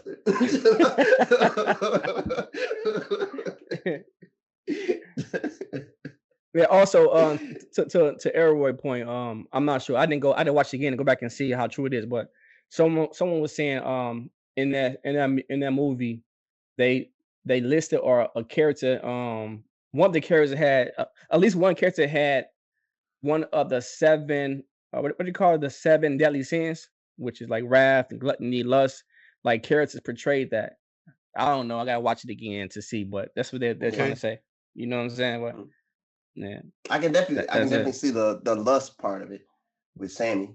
I can definitely see Yes. that. I Greed can with see that. I don't know, I get Smoke and Stack mixed up. But you had Greed, because he was all about that Yeah. money. You got gluttony with Oh the yeah. alcoholic. What's his name? What's his Delroy name? Lindy. Yeah, him. Oh, Gluttony. You know what Delta I'm Delta saying? Yeah. Delta Slim. You Yeah, talking there about you go. the So Delta yeah. Slim? So Harmonica. Yeah, the harmonica. That's that's a nice little okay. And it's not just us, but I've been all over YouTube, and I've been seeing countless interviews about this movie. So this movie has touched a lot of people, and some of them said the same thing. They've seen it 3 times already, 2 or 3 times already. So speaking of which, um, I'm gonna give y'all a little gem. So let me ask you guys a question. When you go to the movies, how do you purchase your tickets? My wife is a member of the AMC, so we just go straight through Okay, that. I am too. You know what? Do you buy your tickets as an adult or a child? I buy them as an adult, so Select child is cheaper. They ain't they they ain't ain't say. checking. They ain't checking. And I don't want to sound like an OG like that, but my nephew just taught me this maybe a couple of months ago when we go see Captain America. And ever since then I've been doing it. It's like child, adult, $6, $7 difference. They not checking to see adults or child. They just scanning the QR code.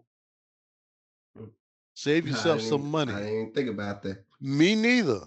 I And ain't never think about that. every time I go to the movies now, I take a snapshot of my QR code, my ticket, and I send it to my nephew. Shout out to my nephew number 2, Dion. Uh, I send it like, look, child. And at first I was like, "Well, I ain't saying shit. Keep this to myself before they start cracking down." He said he said this has been on Reddit for over 5 6 years. Everybody that common sense is doing it. I said, I guess I ain't got common sense until now. So yeah, I use AMC too, because I love that little rewards thing we get. But yeah, I order child's tickets. I didn't even think of that. Because I always thought they would check, but yeah, they don't. And we probably just ousted ourselves because they like, oh yeah, we know y'all now. We know but, Well, shit. So I was going to say they ain't hurting for money, but actually, come to find out, the movie, I guess they still are hurting from COVID because there's one theater that's going to allow, that's talking about allowing smoking in the movie theater and to allow use of your cell phone. Oh, I don't think that's gonna go over well. So you know the movie theater itself, all the money or a huge percentage of the movie goes back to the movie company. They make their money off of concessions. Oh yeah. That overpriced popcorn. Mm-hmm. Which if they really want to make their money, upgrade the quality. Upgrade the quality of the food, yeah. Ain't nobody finna pay no $40 for drinking a popcorn, and then the popcorn tastes like what you can buy at the store. You need to have some better quality. And then at least the movie theaters I've been to, the pop machine don't work half the time.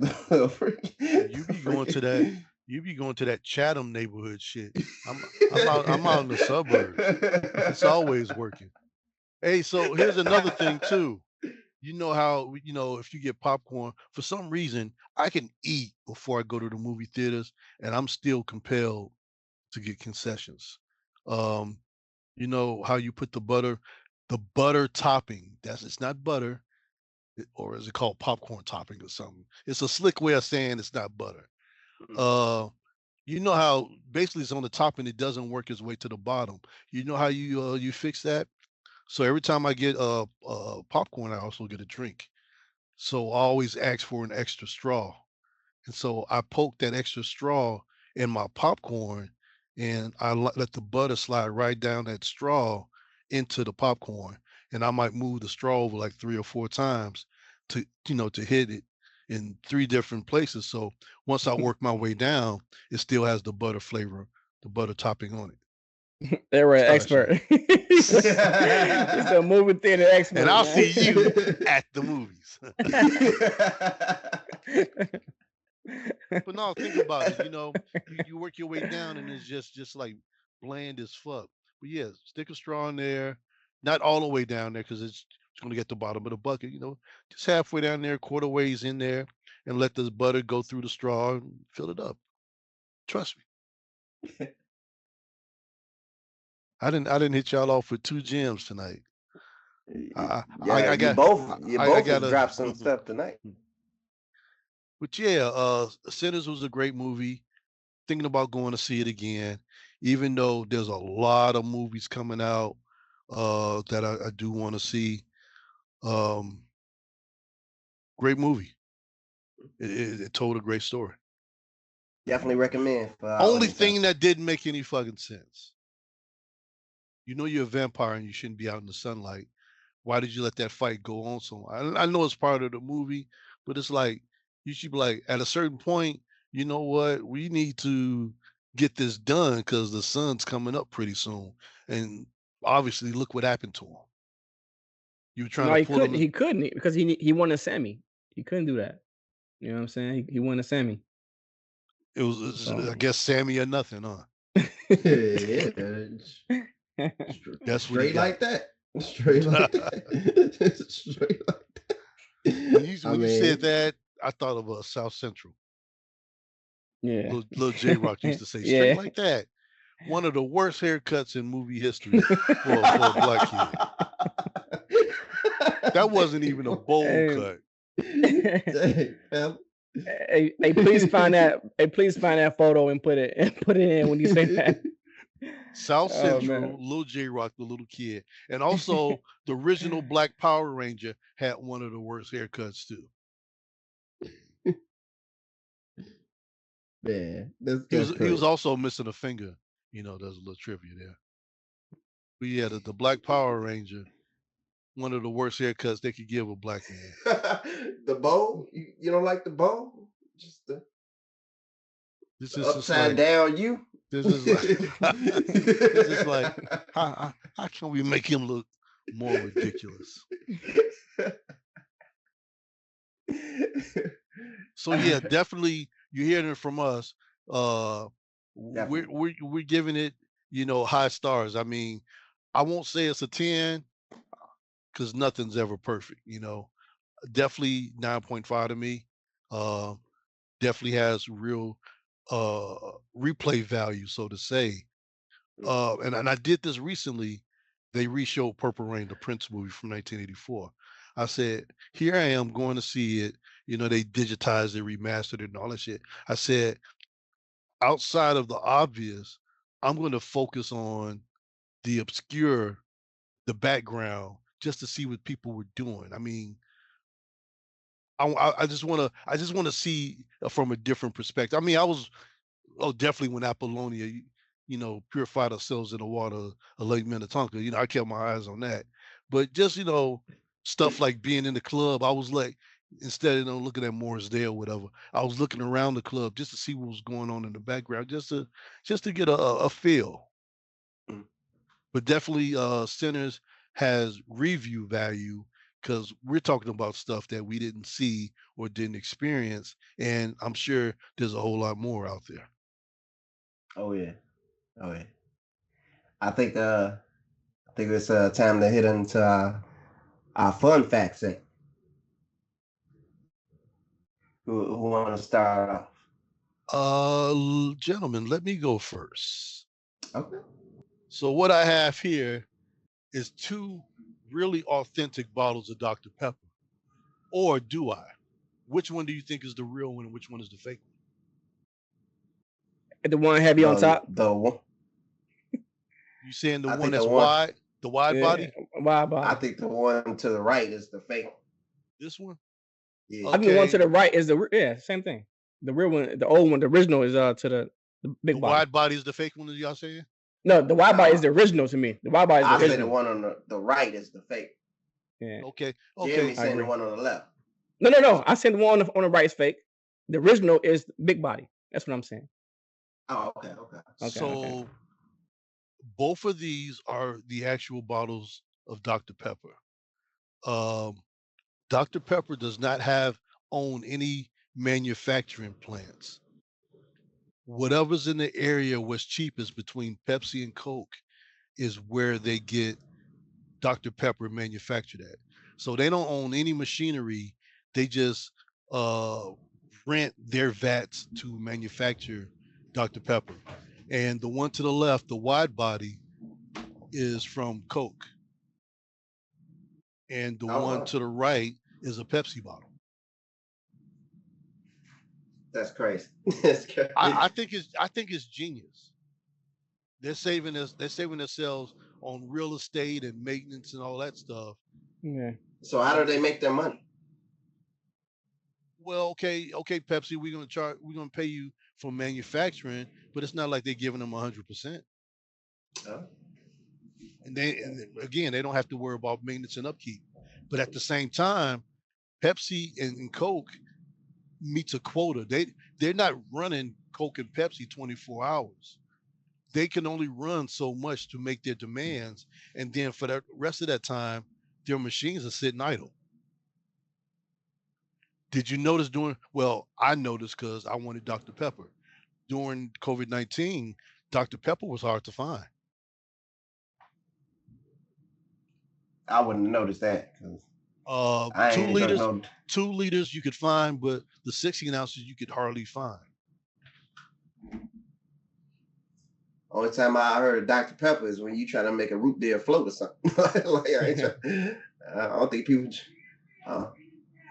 I wouldn't even think people drink after that. Man, Dr. Pepper. So Dr. Pepper is not root beer, and for years that's why I wouldn't drink it until one day I drank it. I'm like, this ain't bad.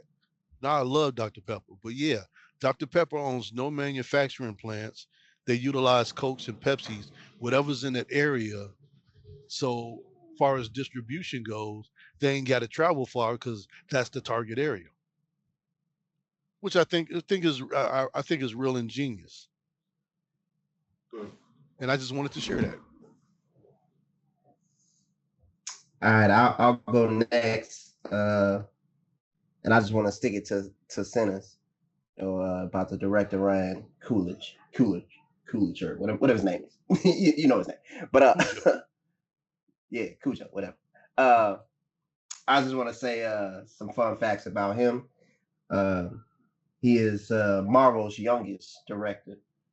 At the time he made Black Panther, he was their youngest director. He still holds that record too, by the way. And he was actually a college wide receiver standout at St. Mary's College in California. So that's we all know his breakout film was Fruitvale Station with Michael B. Jordan again. So back to that tandem there. And then the last one here was the film was really in the blues aspect of the film Sinners was inspired by Wang Dang Doodle, Howlin' Wolf's song, the blues song, Wang Dang Doodle. That's my fun facts. If you know what, if you like blues inspired movies, another great movie was Cadillac Records. Yeah. Oh yeah. I think that was that Beyonce's debut acting role, or was it I another don't movie know, for it? but she was Adrian Brody's jump off. Who? She played the role. She played the role of Etta James, and she was having an affair with the record company owner. Mm-hmm. And then she was a jump off again in Dreamgirls. So she plays a good. She plays a. No, Jamie Foxx. Oh, maybe I haven't watched it in a long time. But yeah, she's good at playing jump offs. Fuck you, Beehive. Beehive only come out the Elroy. We have no no time for that comment. No parts. We want no smoke. We know it's a lot of y'all.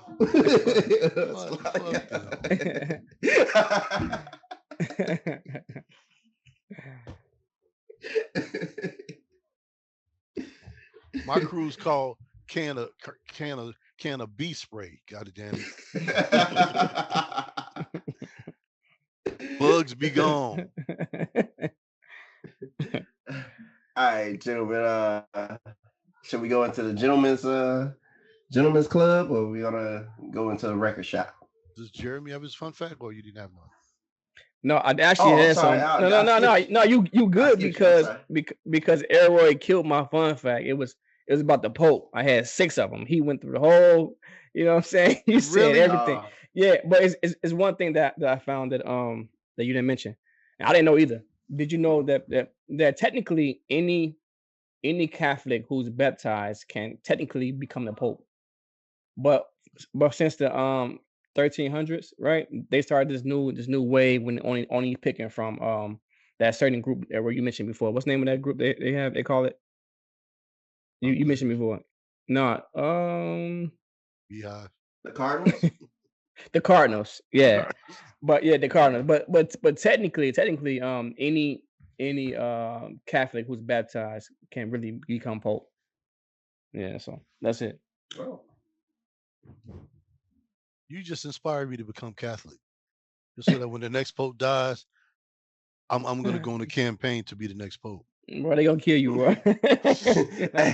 hey, Roy just want to be Catholic, so he be in that nun's office with the rule.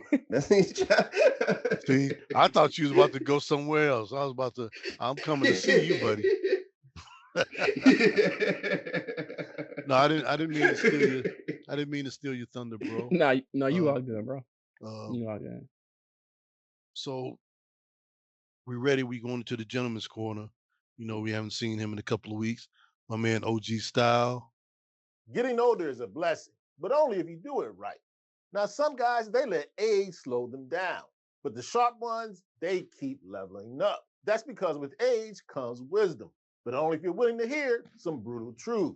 That's why in today's video, I'm going to break down 10 brutal truths all of us older men need to hear. No sugarcoating, no fluff.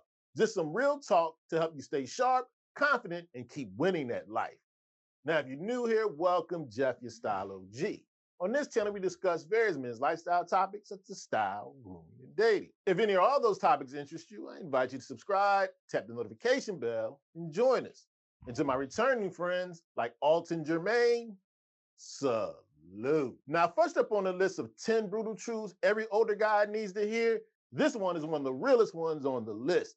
You're going to have to face the fact the world doesn't owe you anything.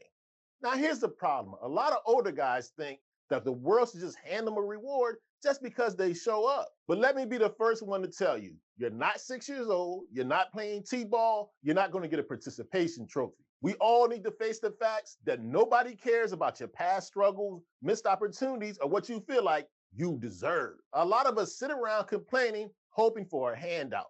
But the successful man, he takes control, he adapts, and he makes things happen. Here's the thing. Success, respect, and opportunities, these are things you earn, not something somebody's just going to give you. And the second you accept this brutal truth, you'll start winning. So stay focused, stay disciplined, stay hungry, and keep leveling up. Because the winners, they go get it. They don't wait for anything. Now, next up on the list is something I've noticed more and more as I've gotten older. Time moves faster than you think. When you're in your 20s, you think you have all the time in the world. But as you get older, the next thing you notice, decades have gone by. The ones who get left behind in life, they waste time on distractions, procrastination, and just let life pass them by. But the successful, they set goals, move with urgency, and take action. How's it going? We're getting there.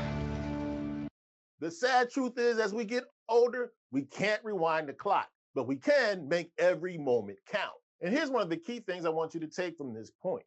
Stop waiting for the perfect moment. The perfect moment is right now. So stay sharp, stay intentional, and keep growing, because time waits for no man, and neither should you. Now, next up is a brutal truth we need to hear as we get older, that a lot of us, we kind of let this one slip, and we wind up learning the hard way, myself included.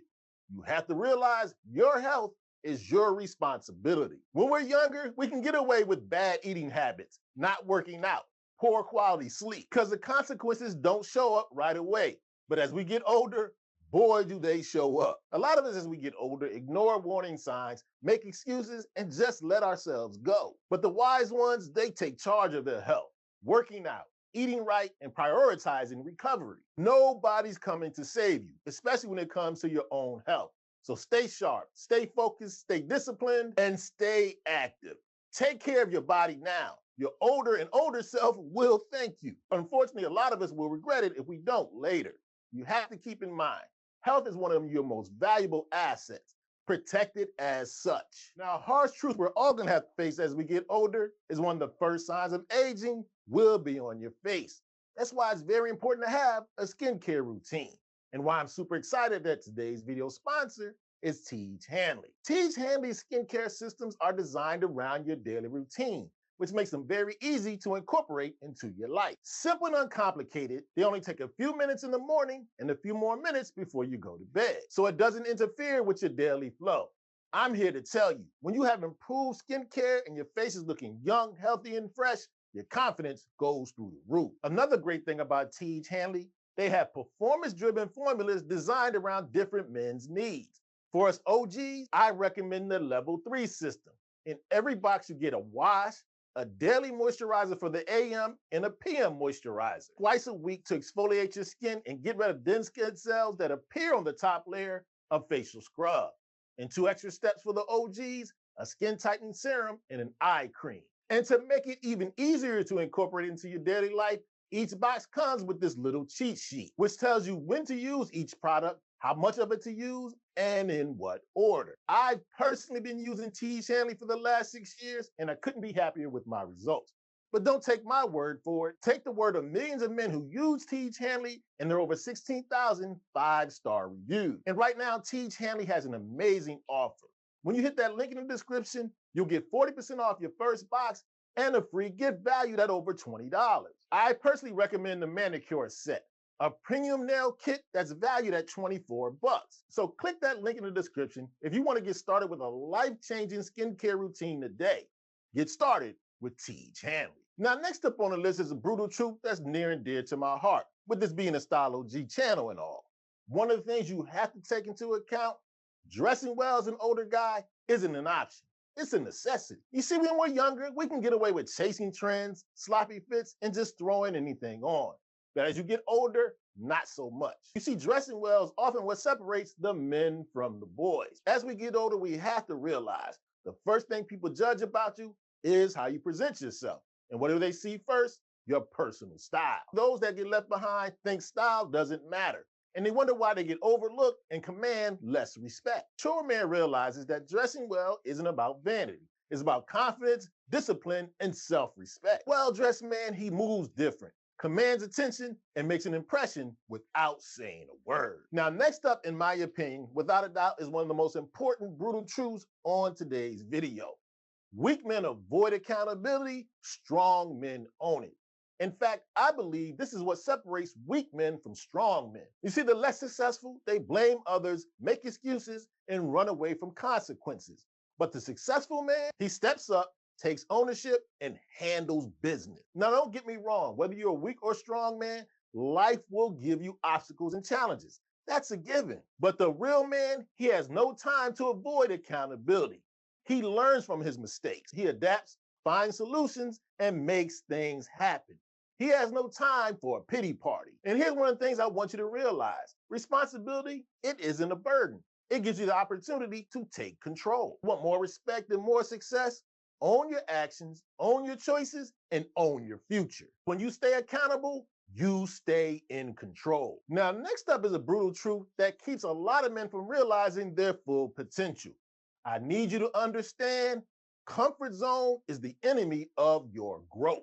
To get better, evolve, and see personal growth, you have to allow yourself to be uncomfortable.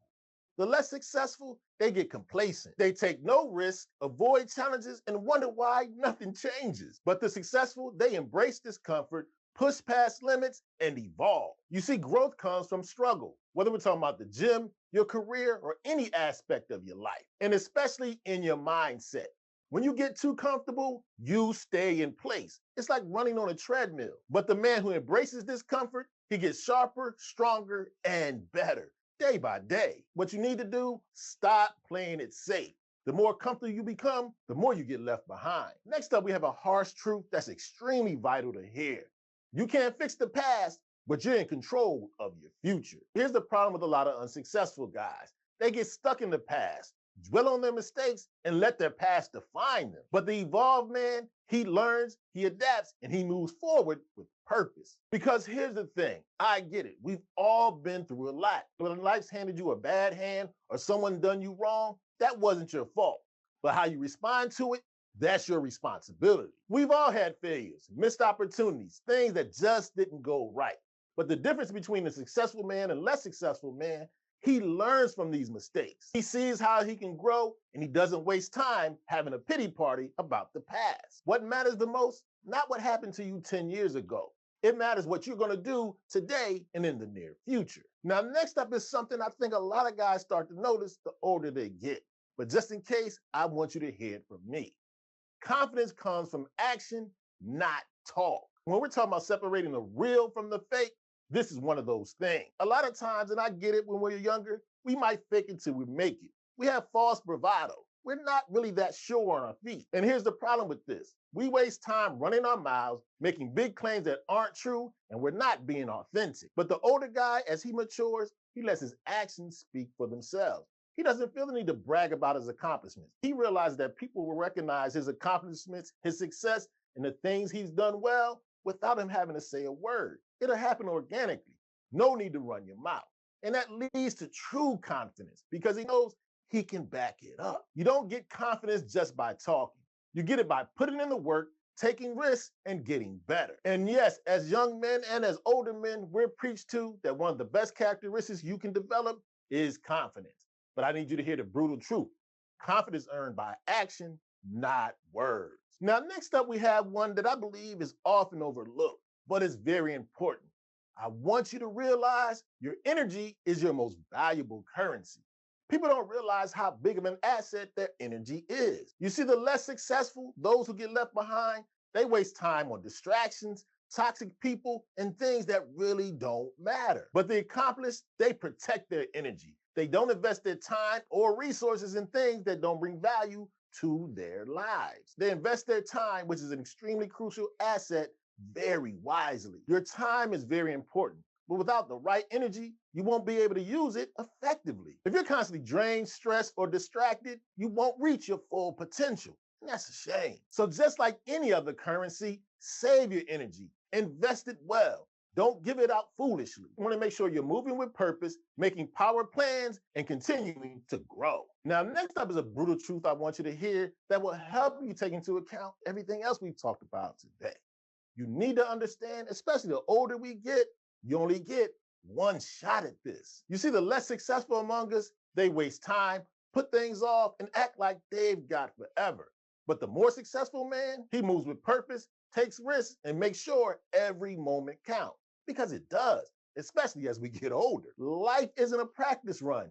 This is it. There's no do-overs, no rewinds, just the choices that you're making today that will affect your future, both near term and long term. You can either sit back and let time slip away, or you can step up, take charge, and move with purpose for the rest of your life. And that helps you live life on your own terms.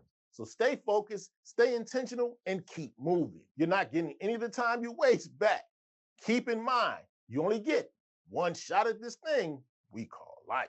Okay, so there you have it. My list of 10 brutal truths I believe every older guy needs to hear. Now do me a favor, let me know in the comment section any harsh realities you believe must be shared with the OGs. And if you enjoyed this video and found it informative, I highly recommend you check out a recent video I did about 11 easy ways to look more masculine. You can check it out right here.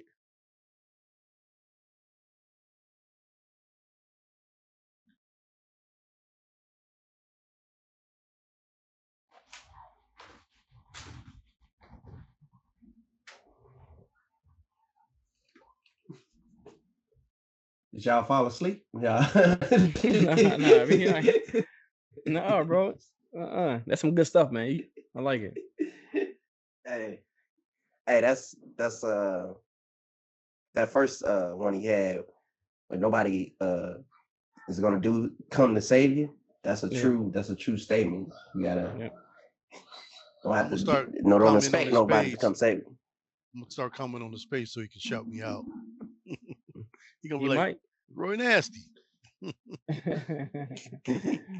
We know him as Elroy Jenkins. We ain't gonna. Dude, where did that come from? Elroy Jenkins. I don't know. Brandon made that up. I know from forever. Yeah, I feel that. I think it's a Boondocks episode. Well, it's Saturday morning. You know, I just went to IHOP. You know, had my belly full of some blueberry pancakes. And, you know, as I go next door to the record shop, you know, flip through some vinyl and share, you know, some of my favorites. So what do we get this week for the record shop, fellas? Well, mine is and I hope y'all get a kick out of this. My album is Method Man and Redman Blackout album. It's a great album. Definitely give you that old school hip hop vibes. Definitely.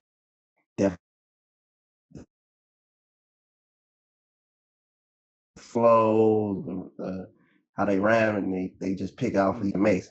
My song is The Rock Route. That's my song I can listen to if I'm working out or something, or if I'm don't have the energy. Put that on. That's gonna give me that upbeat vibe right there. It's called the Rock Route off the Black. I'm gonna check it out. Yeah, I'm check it out. Yeah. So I guess it's my turn. For me, it's The Be Coming by Benny Siegel.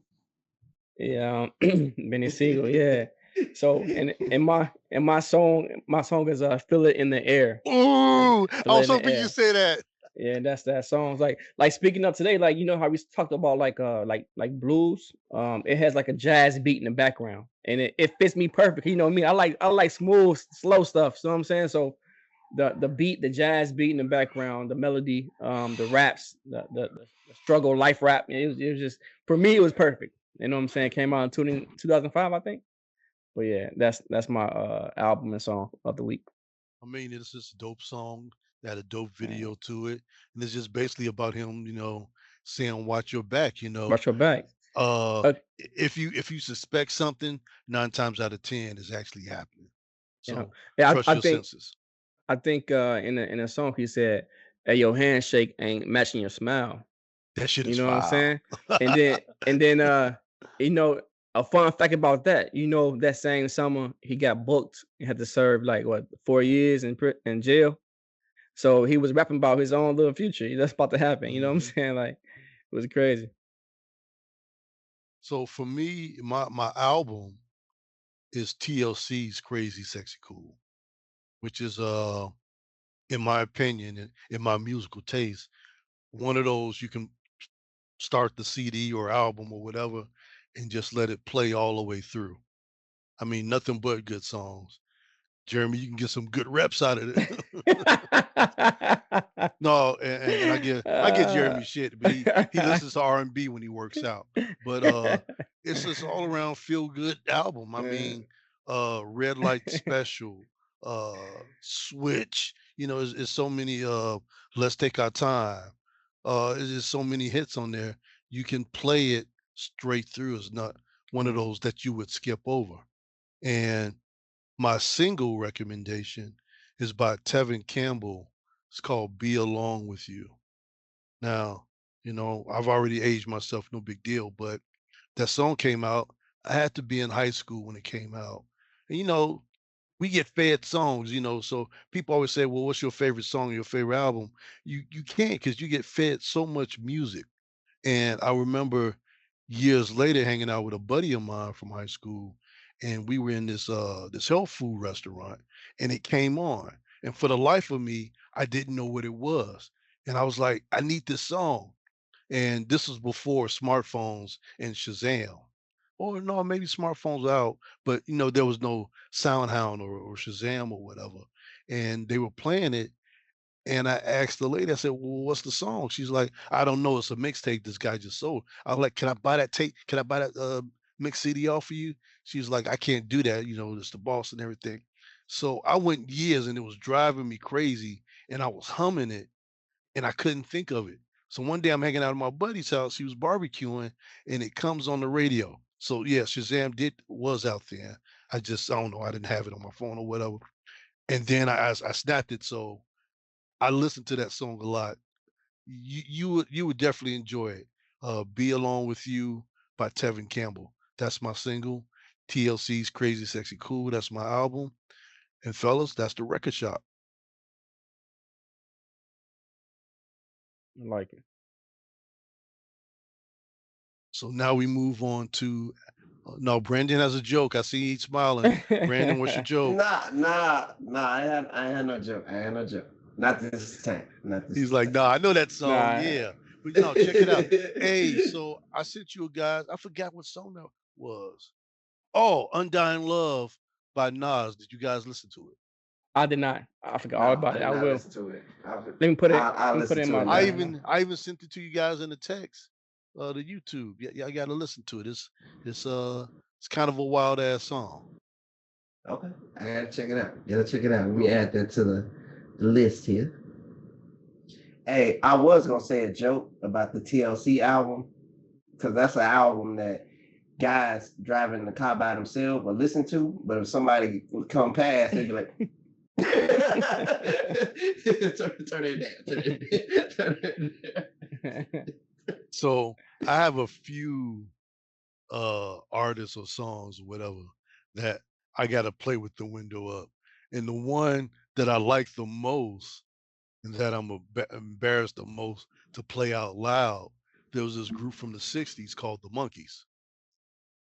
Now they were a made up band just for the TV show, but they had some pretty good songs. And growing up as a kid during the summer, they would show them as reruns. So I fell in love with their music. So I mean, I still listen to it to this day. But driving in the hood on the south side, windows are up. Yeah, I probably heard one of the songs. Hey, hey, with the monkeys. Never heard that? No. Nah. But anyway, Windows is up when I'm playing that. You might want to make your windows soundproof, fella, because they hear that. They might be loading some bullets. You listening to that happy 60s shit. My grandma was offended. So I guess we're going into our last segment of the night. And that's the affirmations. So the OG kind of mentioned one that I'm kind of experiencing right now, going through a little thing myself. But I've always said, no matter what's going on, good, bad, or indifferent, time doesn't wait for nobody. So if you're feeling down, all right, get some help, but you got to get over that shit because you can't be moping forever because time is moving. Time ain't go slow down. Time ain't gonna stop for you. It's just gonna keep moving. So sometimes you just got to figure that shit out, but time waits for nobody.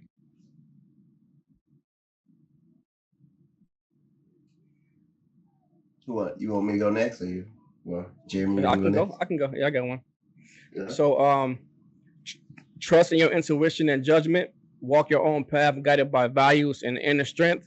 You don't need to follow others to feel validated. Your unique journey is meaningful and true to who you are. Yeah. My I had an interesting spin on my affirmations too, but I basically tied it to sinners, and then some of the themes that came from sinners, some of the aspects that we talked about.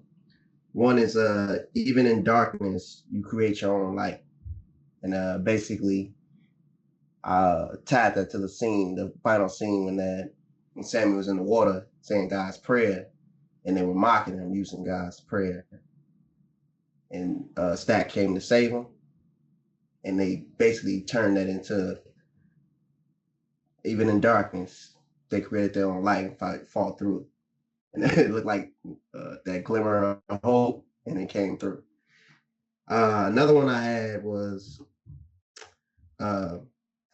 when I speak truth, I break every curse, and that is just basically being honest with yourselves and uh, tying into sinners as well, but just just being honest with yourselves and true to yourselves. And every character in that movie was just true to themselves, and they stuck to who they were in that movie. My last one that I had was, my scars are not symbols of survival. I'm sorry, my scars are not symbols of shame. They are symbols of survival. And that ties to basically Sammy when he had the scar on his arm at the end of the movie. It shows his survival and his willingness to fight. So that's my 3 affirmations there. Well, this was a great show. Yeah. Welcome back. Welcome back. Now it feels like normal. Right. Voltron. And I formed the asshole. So I can shit on y'all. Hey, well, like they say, everyone got them. Asshole. It's just like opinions. Everybody's got one. It was great. Great to be back. Can't wait to see the post-production. Hey, so when you end the show and you say your catchphrase, are you pointing at the bottom saying, blah blah blah blah, so it can be right across the screen? Now we need you for that. So I wouldn't even think it like that. I just say like, comment, and subscribe. Hope y'all enjoy. Definitely some laughs, some interesting thought provoking ideas from my 2 co-hosts here. So I hope y'all definitely enjoy, because and so man, we got an undisclosed 4th member, part of our post-production team. Like I said, I've been watching the work for the last 2 episodes. It's great. It brings a nice little element. So yeah, I'm gonna definitely. Hey, can you do graphics? Can you wait words come out of my mouth like this? Be careful, fellas. She might put coming at you. That'd be cool too. That'd be cool too. But no, she seems to be doing an awesome job. Um, our viewership is growing. Our subscribers are growing. You know, we're getting likes on our shorts. You know, we're just gonna keep bringing it to you the way Death Row always brings it to you. Kind of channel my inner Pac a little bit, but no, we're just gonna bring it the best way we can, and that's to be real. We don't always agree with each other, but we can take constructive criticism. You know, we're not going to admit to who was right and who called it anymore because that's all in the past. They won, let them move on. Except But me, no, wolves and but no. fire. No, See But that's why the title of our show, I mean, it fits so perfect. It's what the fellas think. You know, I'm going to say something, and you know, and sometimes I'm way off left field. I don't expect them to agree with me. You see how they just back up and like, oh, I don't know this cat. How do you get on there? But no, we share our 100% honest opinions about things, and that's what I like about the show. Is it's not fake or it's not phony. No, believe it or not, I am not a character. This is really me day to day.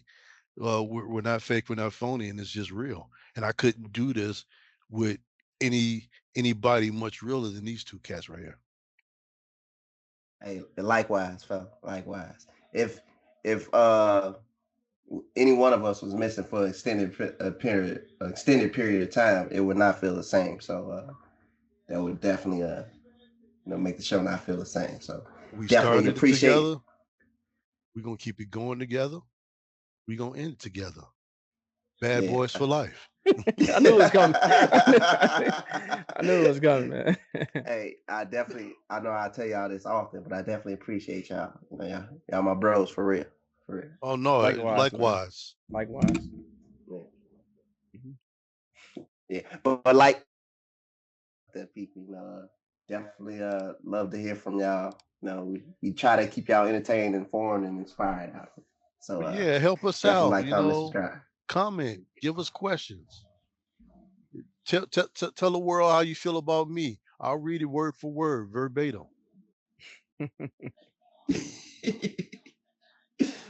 What's your final words, Jeremy? You know, man, I'm a man of little words, bro. Until next time, bro. Fuck her right in the pussy. until next time. You know what I'm saying?